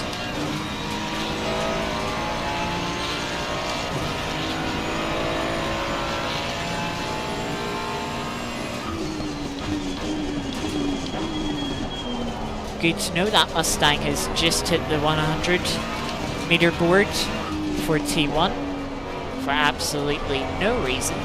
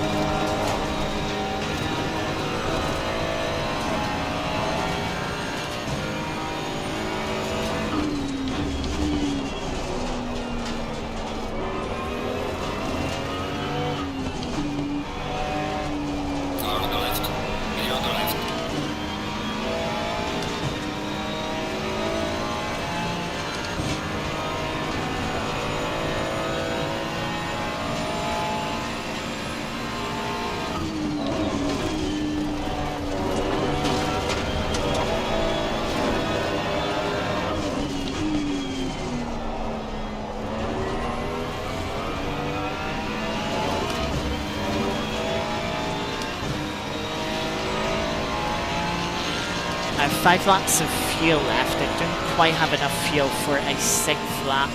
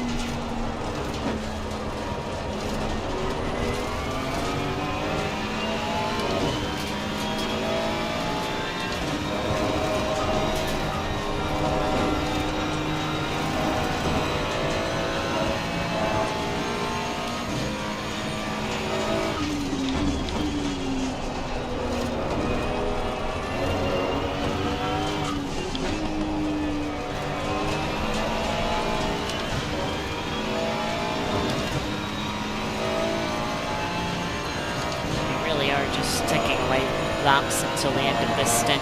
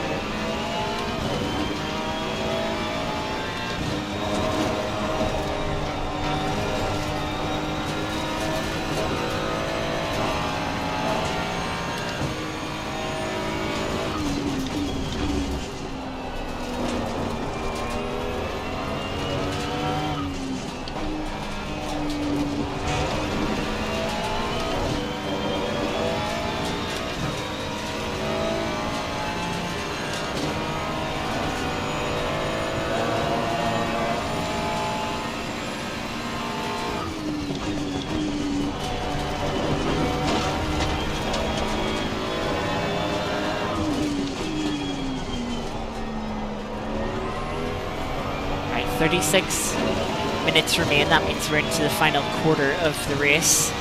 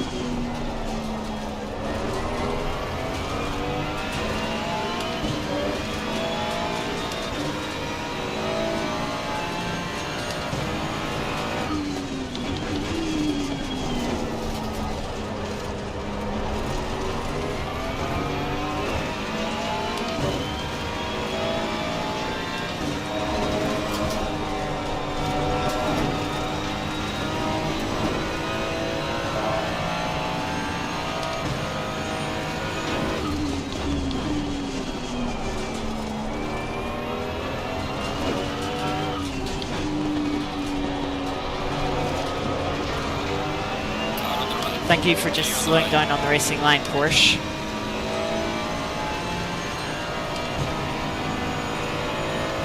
That is what we also call blocking.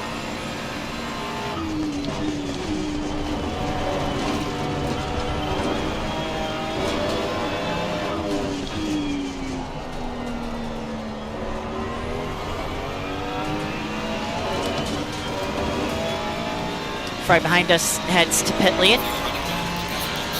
We'll be pitting at the end of this lap.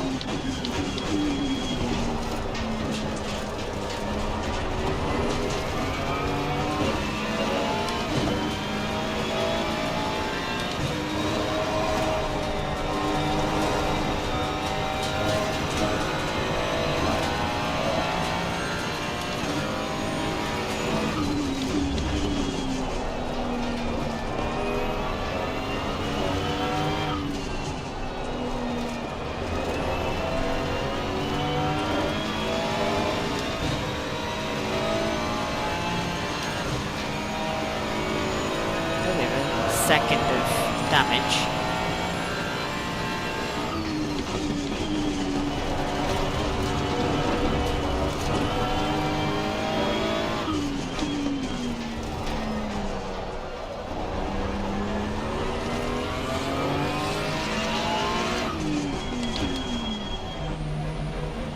Into the pits, nice and neatly. We'll put in up to 50 litres of fuel. Hopefully we get our pit box spot on, as we're already losing a second for damage repair.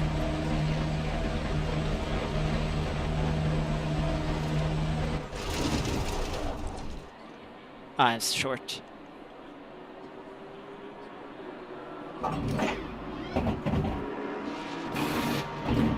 Got the car slowed down a little bit quicker than I thought it would.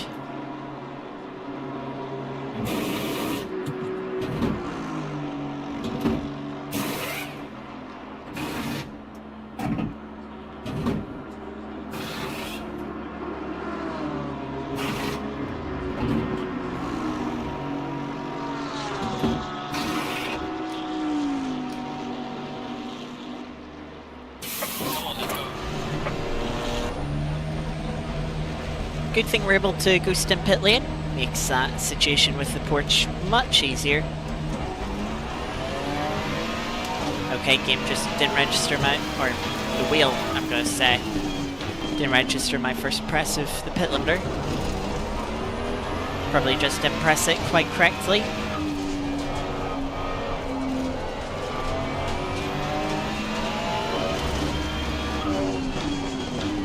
So we're out in 21st.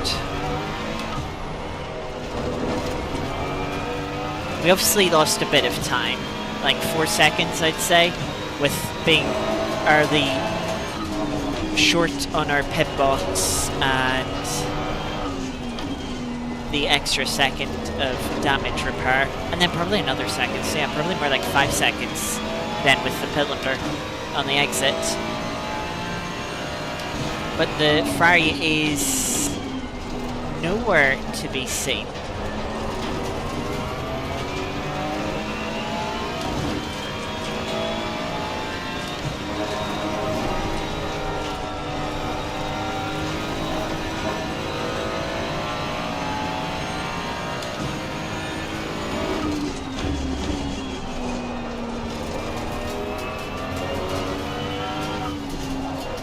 Not that we were on the same lap anyway, but it's just interesting that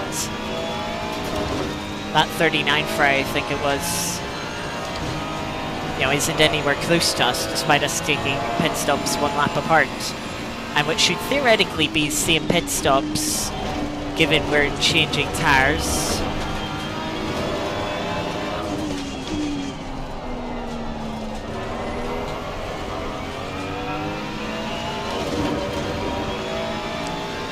We get past the 555 here to move us back into the top 20. Let's see, there's a couple of cars there I noticed. We're 19 seconds behind the number 9 Aston. I don't think we'll be catching that up. If you take out that 5 seconds that we lost, you know, it'd only be 14 seconds, which would suggest we gained 4 seconds at the end of last stint, but then we threw it all away with the pit sequence.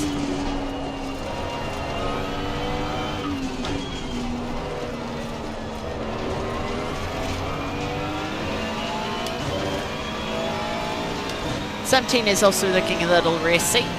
BMW not too far behind us, only about 2 seconds.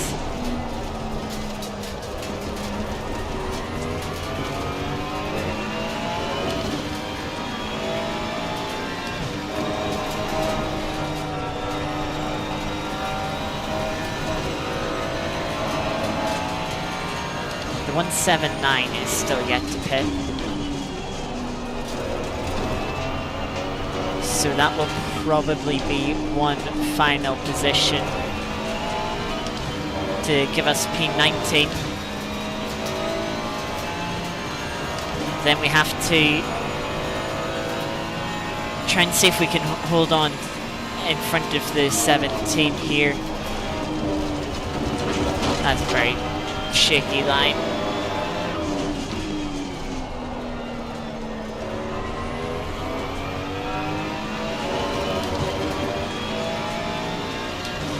And speaking of 179, they're into the pits. 56.1, yeah, that's not quick enough. 55.7 from the car behind.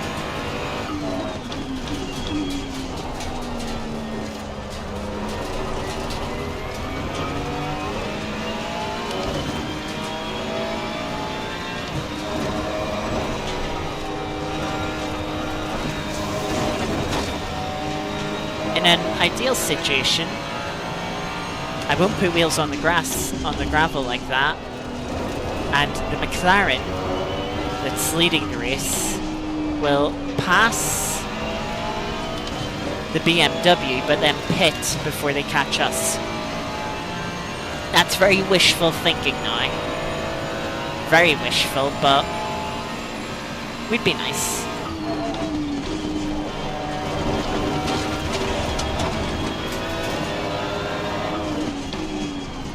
Yellow flag in sector 1.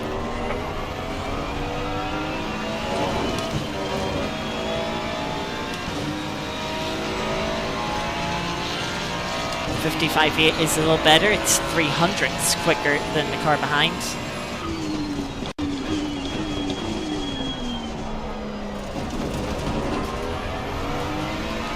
And we know we have a little bit more pace if we don't make a mistake in the S's in getting onto the gravel.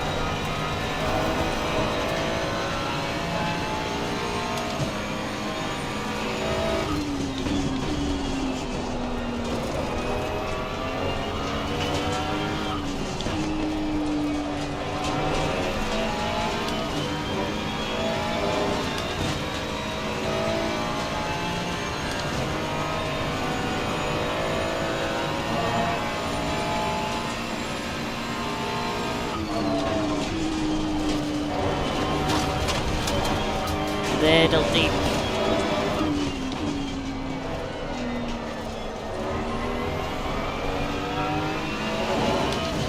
Through the chicane.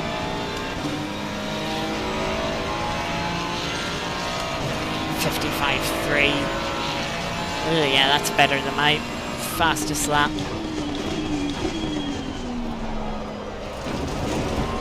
Which isn't good to see.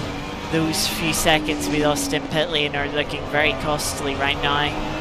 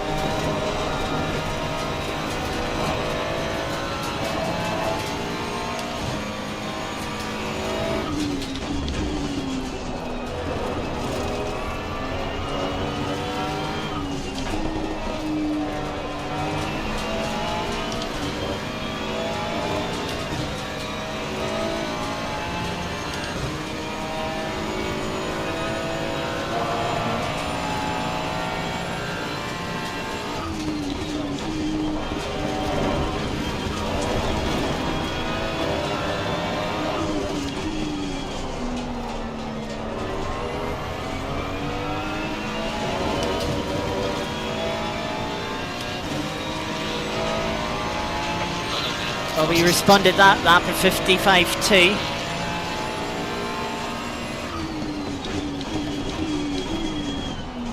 We also passed the car in pit lane for P18.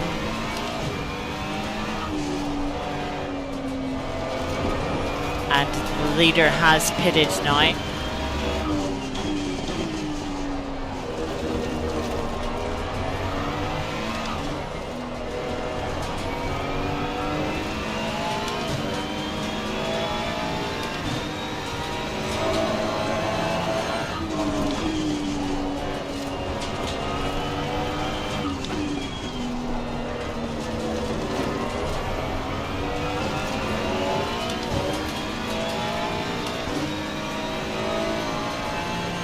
Slow car ahead.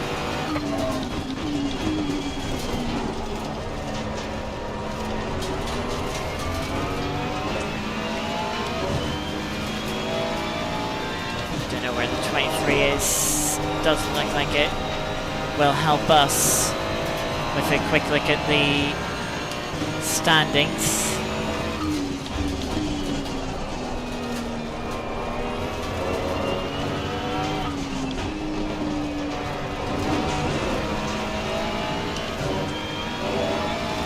No mistake there, getting onto the grass. Can't afford to lose those crucial tenths. Only 6 seconds now to the Aston. Maybe they made a mistake or got caught up with traffic.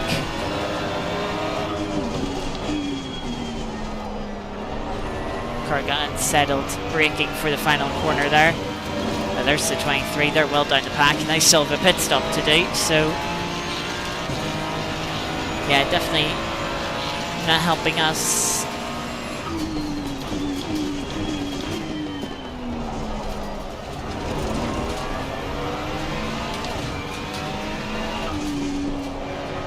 Ferrari lets us through, which is very appreciated, especially at this time when we can't afford to lose any time. With how close BMW is behind and the potential to catch the Aston in front. Just under 19 minutes to go in the race.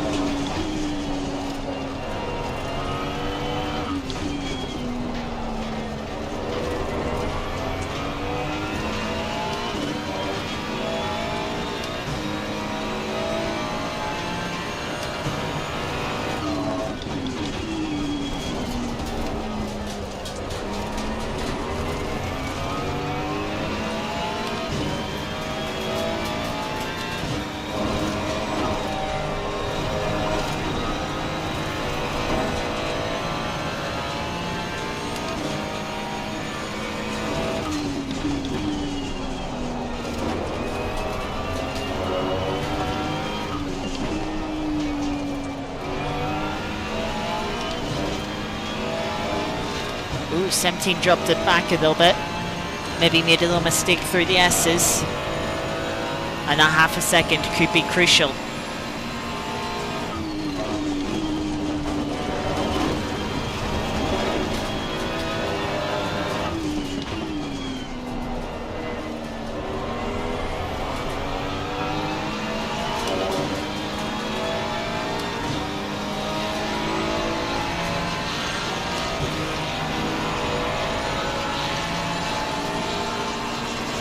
Car on the left. Clear on the left.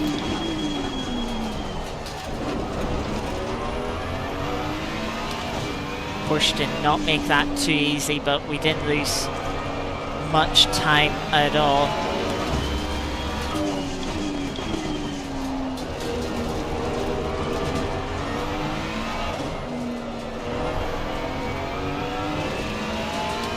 Porsche let the McLaren through much easier than it let me through.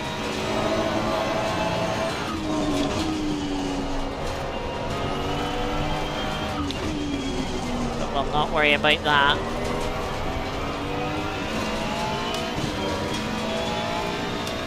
You can see the next car in front of us is the Aston that we're chasing down for P17 now.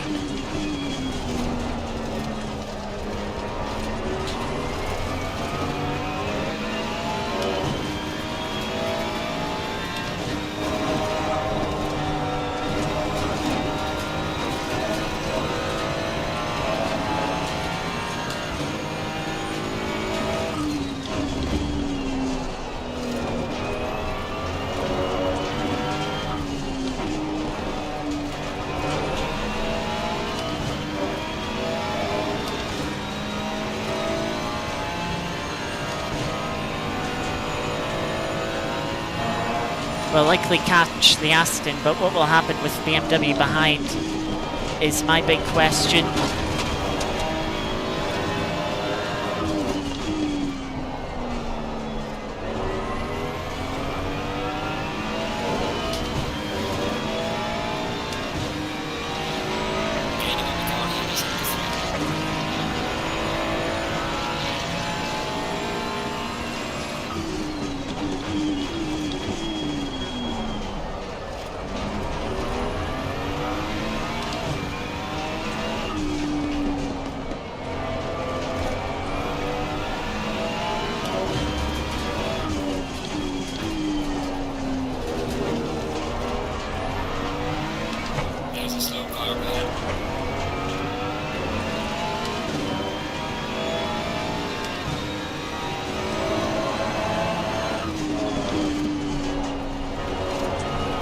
Porsche, they're thankfully keeping out of the way.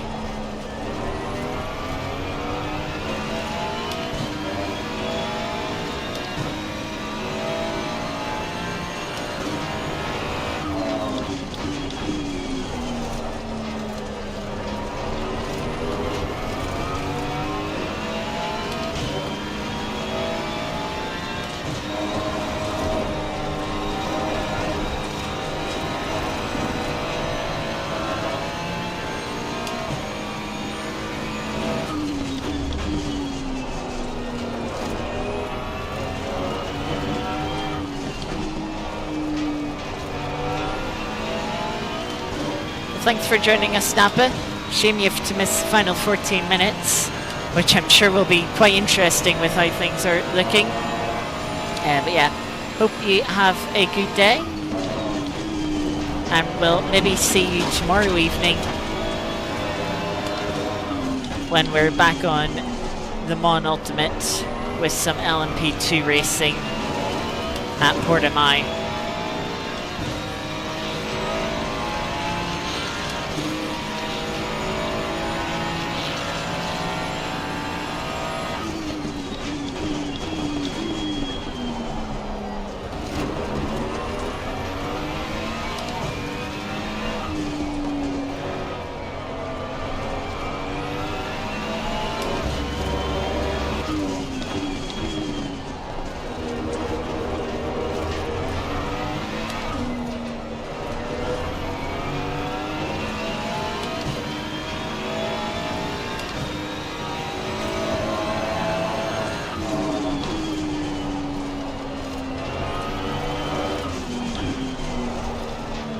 Snap from the rear end as I tried to put the power down.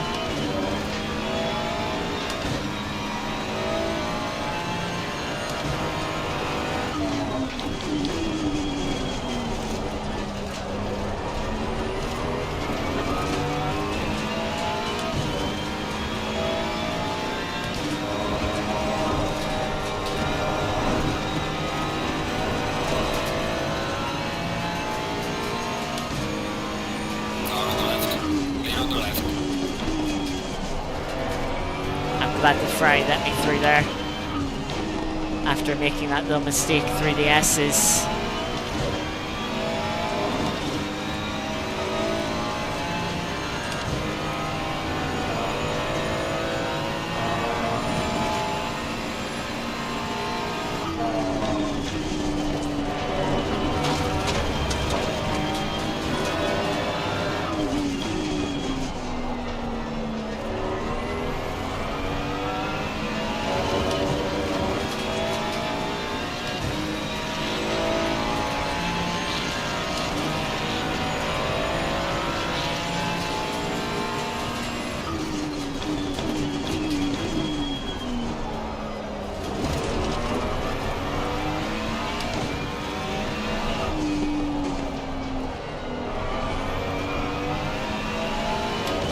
BMW seems to be struggling for pace a little more than I am.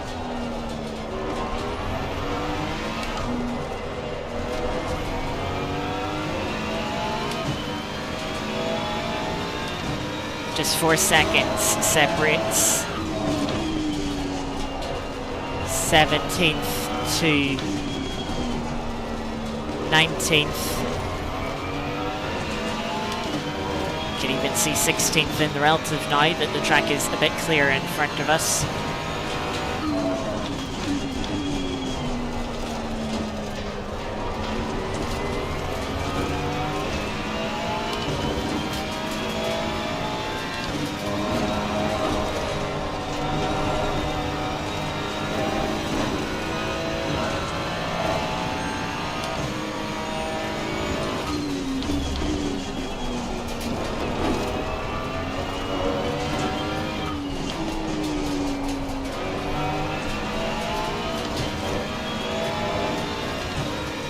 I was going to say BMW's found some speed this lap again.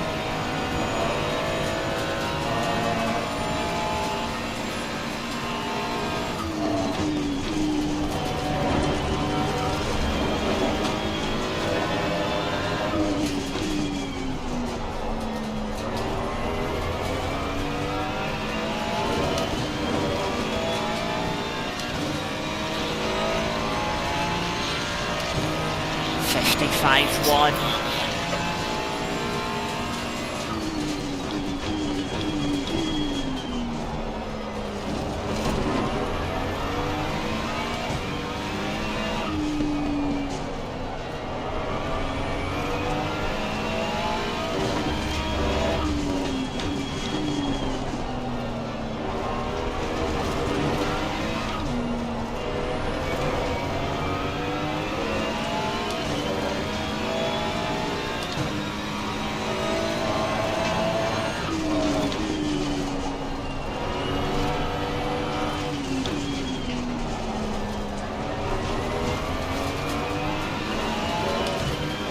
Tyres are much older on the number 9 Aston. We know they pitted much earlier than we did.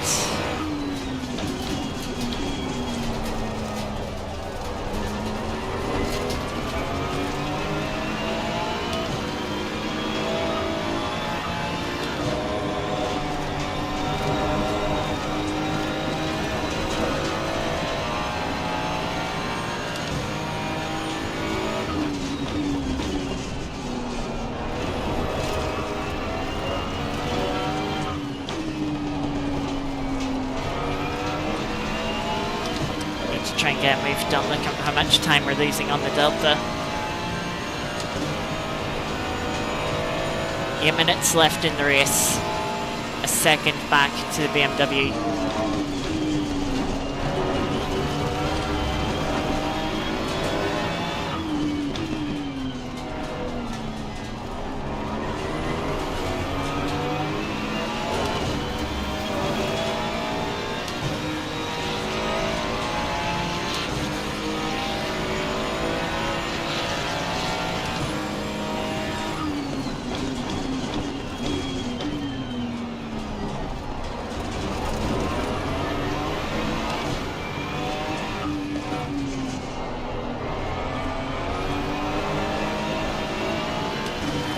Traction there.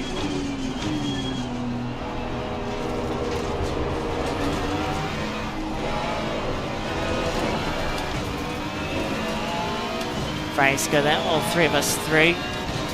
Needs to be a little more careful though by coming across the track.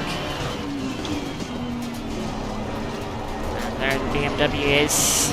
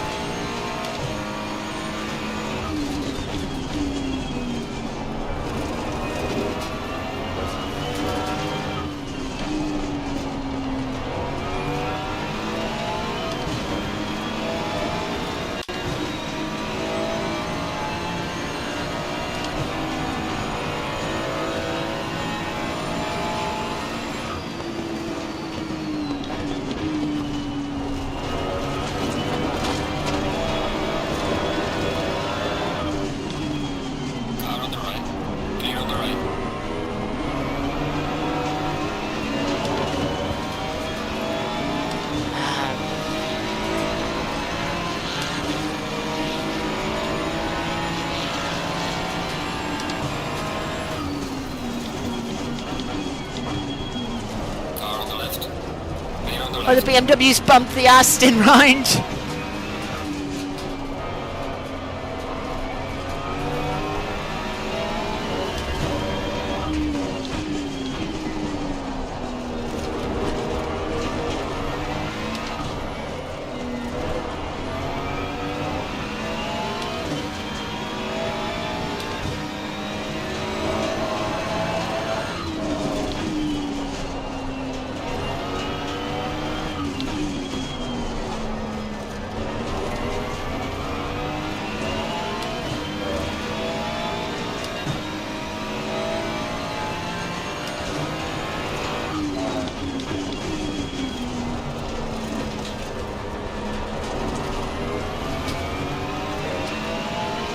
Just under 5 minutes to go.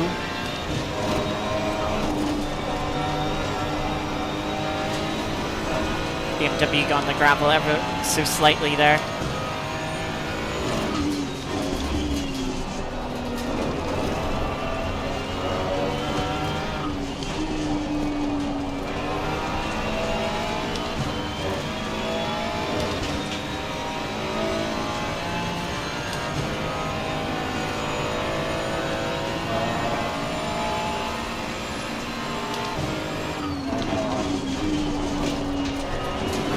Bad line. Oh, you fucking curb.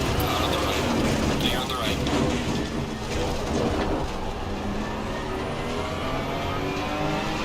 No, I don't think it is. Oh, that curb. One behind to the car in front, 273.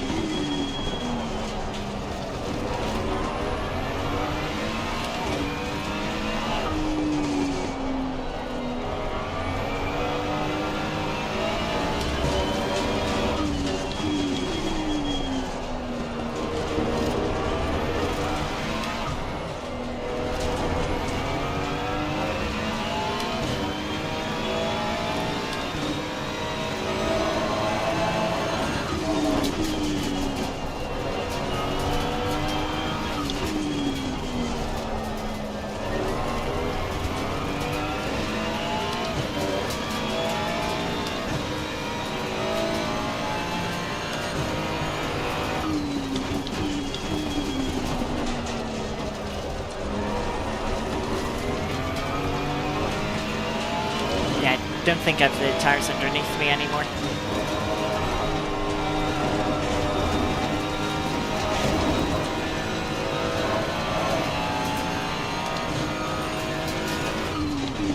.750, which was in P3 earlier, has had a moment at chicane.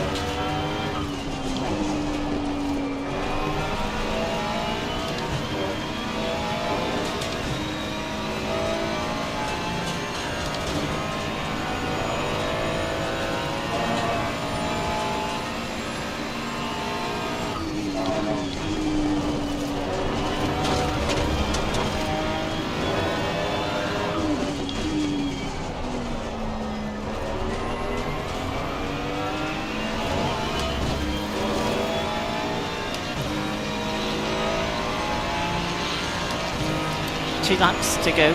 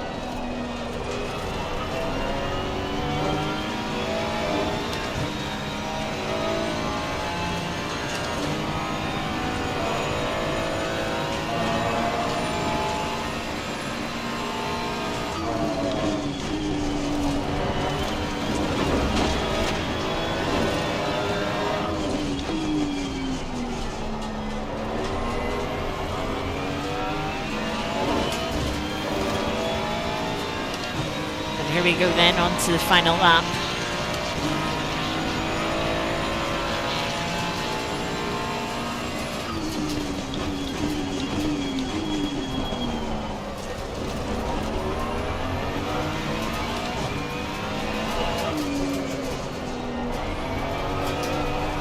Big snap from the rear as I went to turn into the second corner there.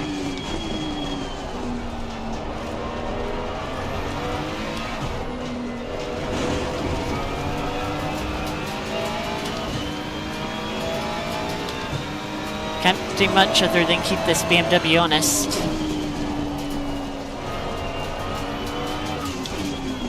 If we'd have clean pit sequence for the last pit stop, we hit our marks on the box, we got the pit limiter off at the right time.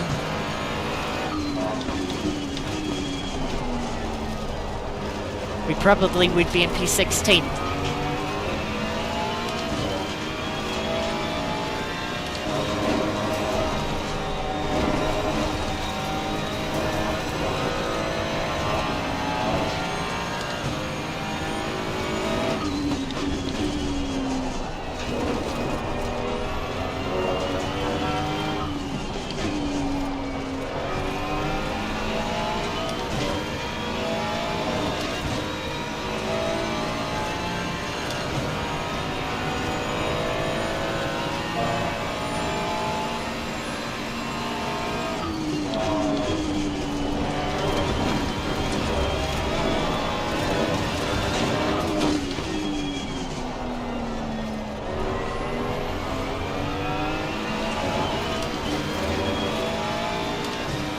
We closed up at the end. Good job, mate. You did your best to bring it back to the pits.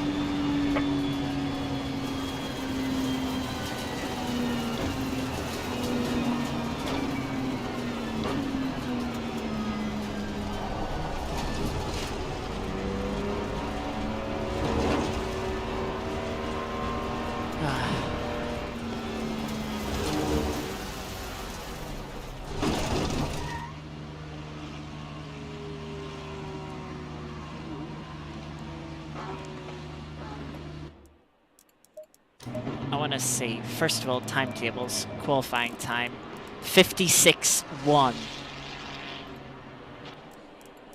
The 55.2 4.2 would have put us in 23rd, 10 places further up.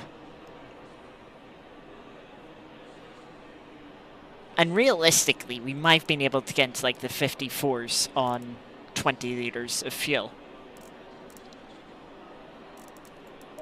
Next thing I want to check, tires. Aw, reset just Green light. Go, go, go. too quickly. Oh well.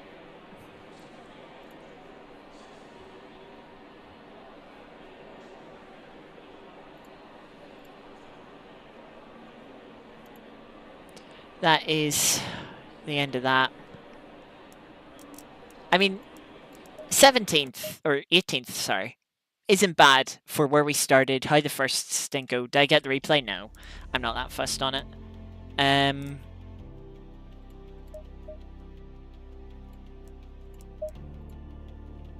Yeah. In hindsight, I think starting from the pit lane probably was the right idea. I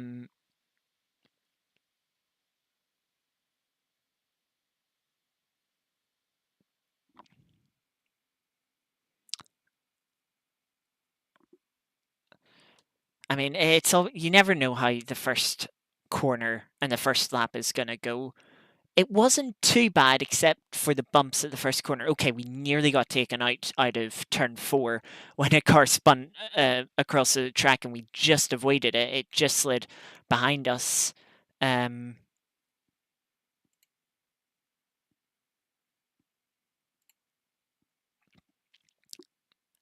then, yeah, you never know how much you're gonna, you know, how much further back would you be if you started from pit lane? You know, it's like, you're going to be further back. There's going to be more cars in front of you. how many you get past on the opening lap, you don't know.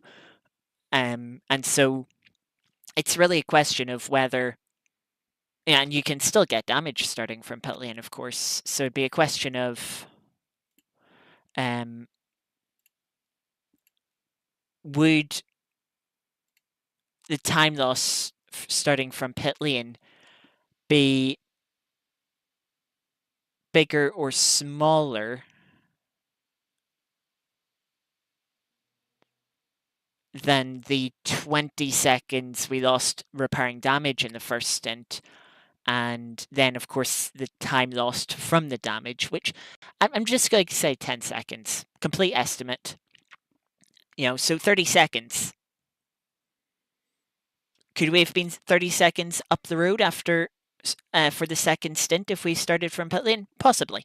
Probably not 30 seconds. It'd probably be 2010, if anything. Of course, it's complete guess. You have no idea.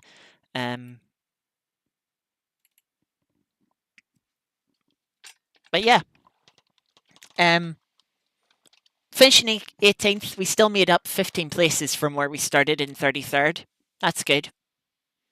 Can't complain too much about that. Can't complain too much about that indeed. But yeah, it's definitely a case of, hang on a sec, there was more potential in that, and that's always the bit that gets you a little bit disappointed. We're going to finish off today's streams, 2 streams, with a bit of Art of Rally.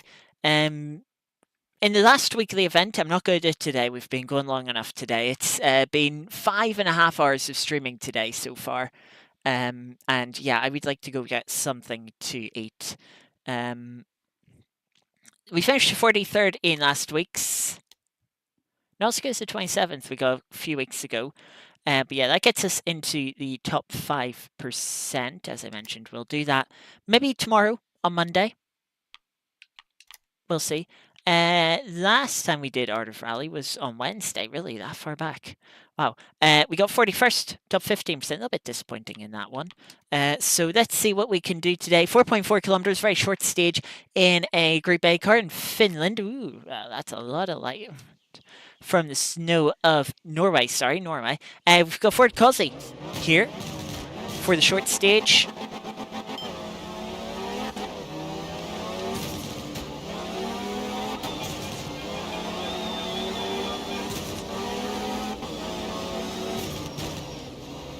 Careful of the crest there.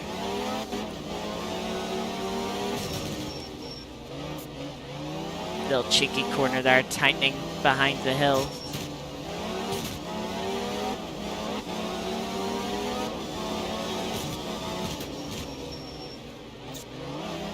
And again, just hiding how tight that hairpin is behind the hill. Can barely see anything there with the snow.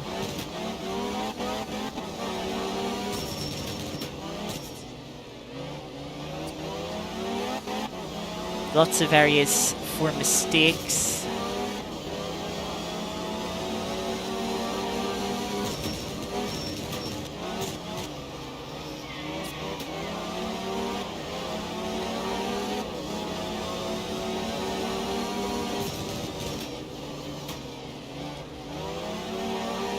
Lost a bit of momentum there, the car just not quite getting the weight transfer the way I needed it to for that corner. Was difficult to know how to set the car up for a corner you can't really see. You don't be throwing yourself into a tight corner way too quickly and throwing yourself off the road. And there's finish. That came up all of a sudden. But at the same time, you don't want to be going too slowly and just giving away time. We finished 29th. Oh my god, that is so close. Literally 15 thousandths off of 27th, 2 places up.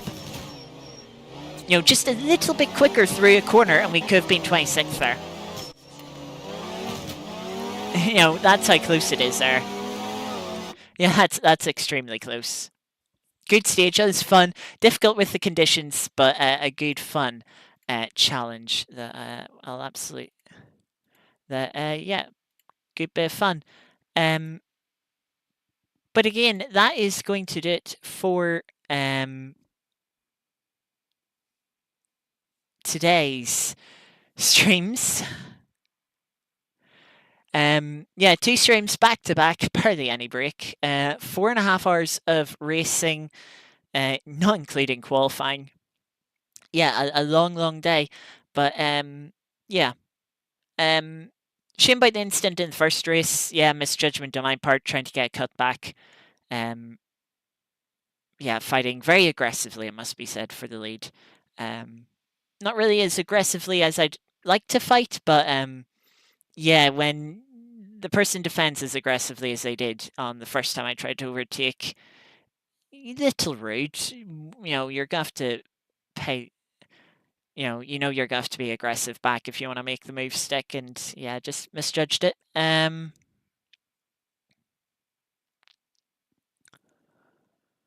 Second race, shame about the first stint, but yeah, it was a fun race. I mean, at the end, well, effectively a three-way battle for 17th.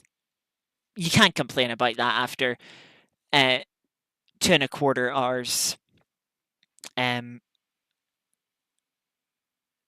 Yeah.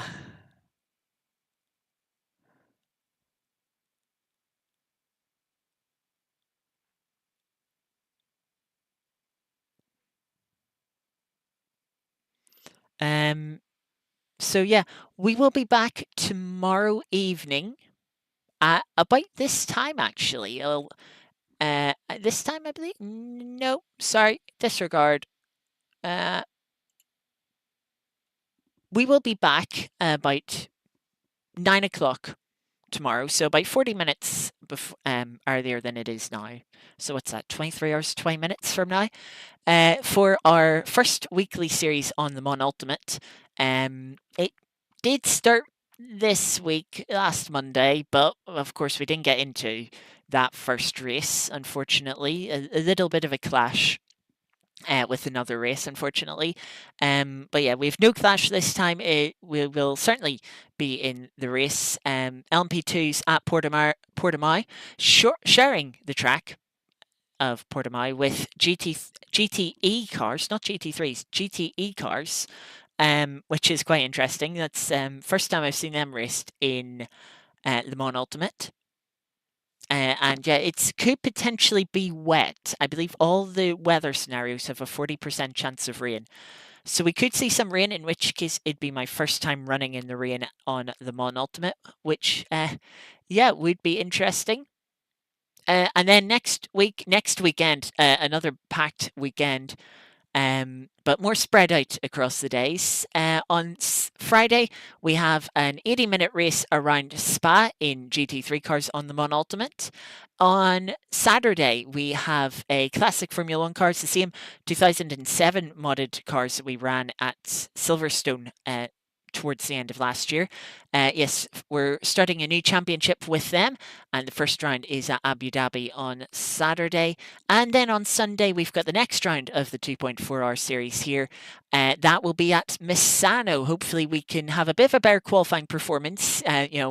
We well, not unless something comes up last minute here, but we shouldn't be jumping straight from an LMU race straight into ACC. So we should be a little bit more, get a few warm-up laps in, be a bit more up to speed. We should qualify a bit better, and yeah, hopefully things will go much more smoothly next week.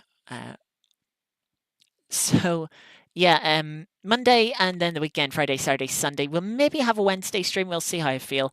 I know I say this a lot. I'm maybe doing a stream on a day I don't have a race scheduled, and a lot of the times it doesn't happen.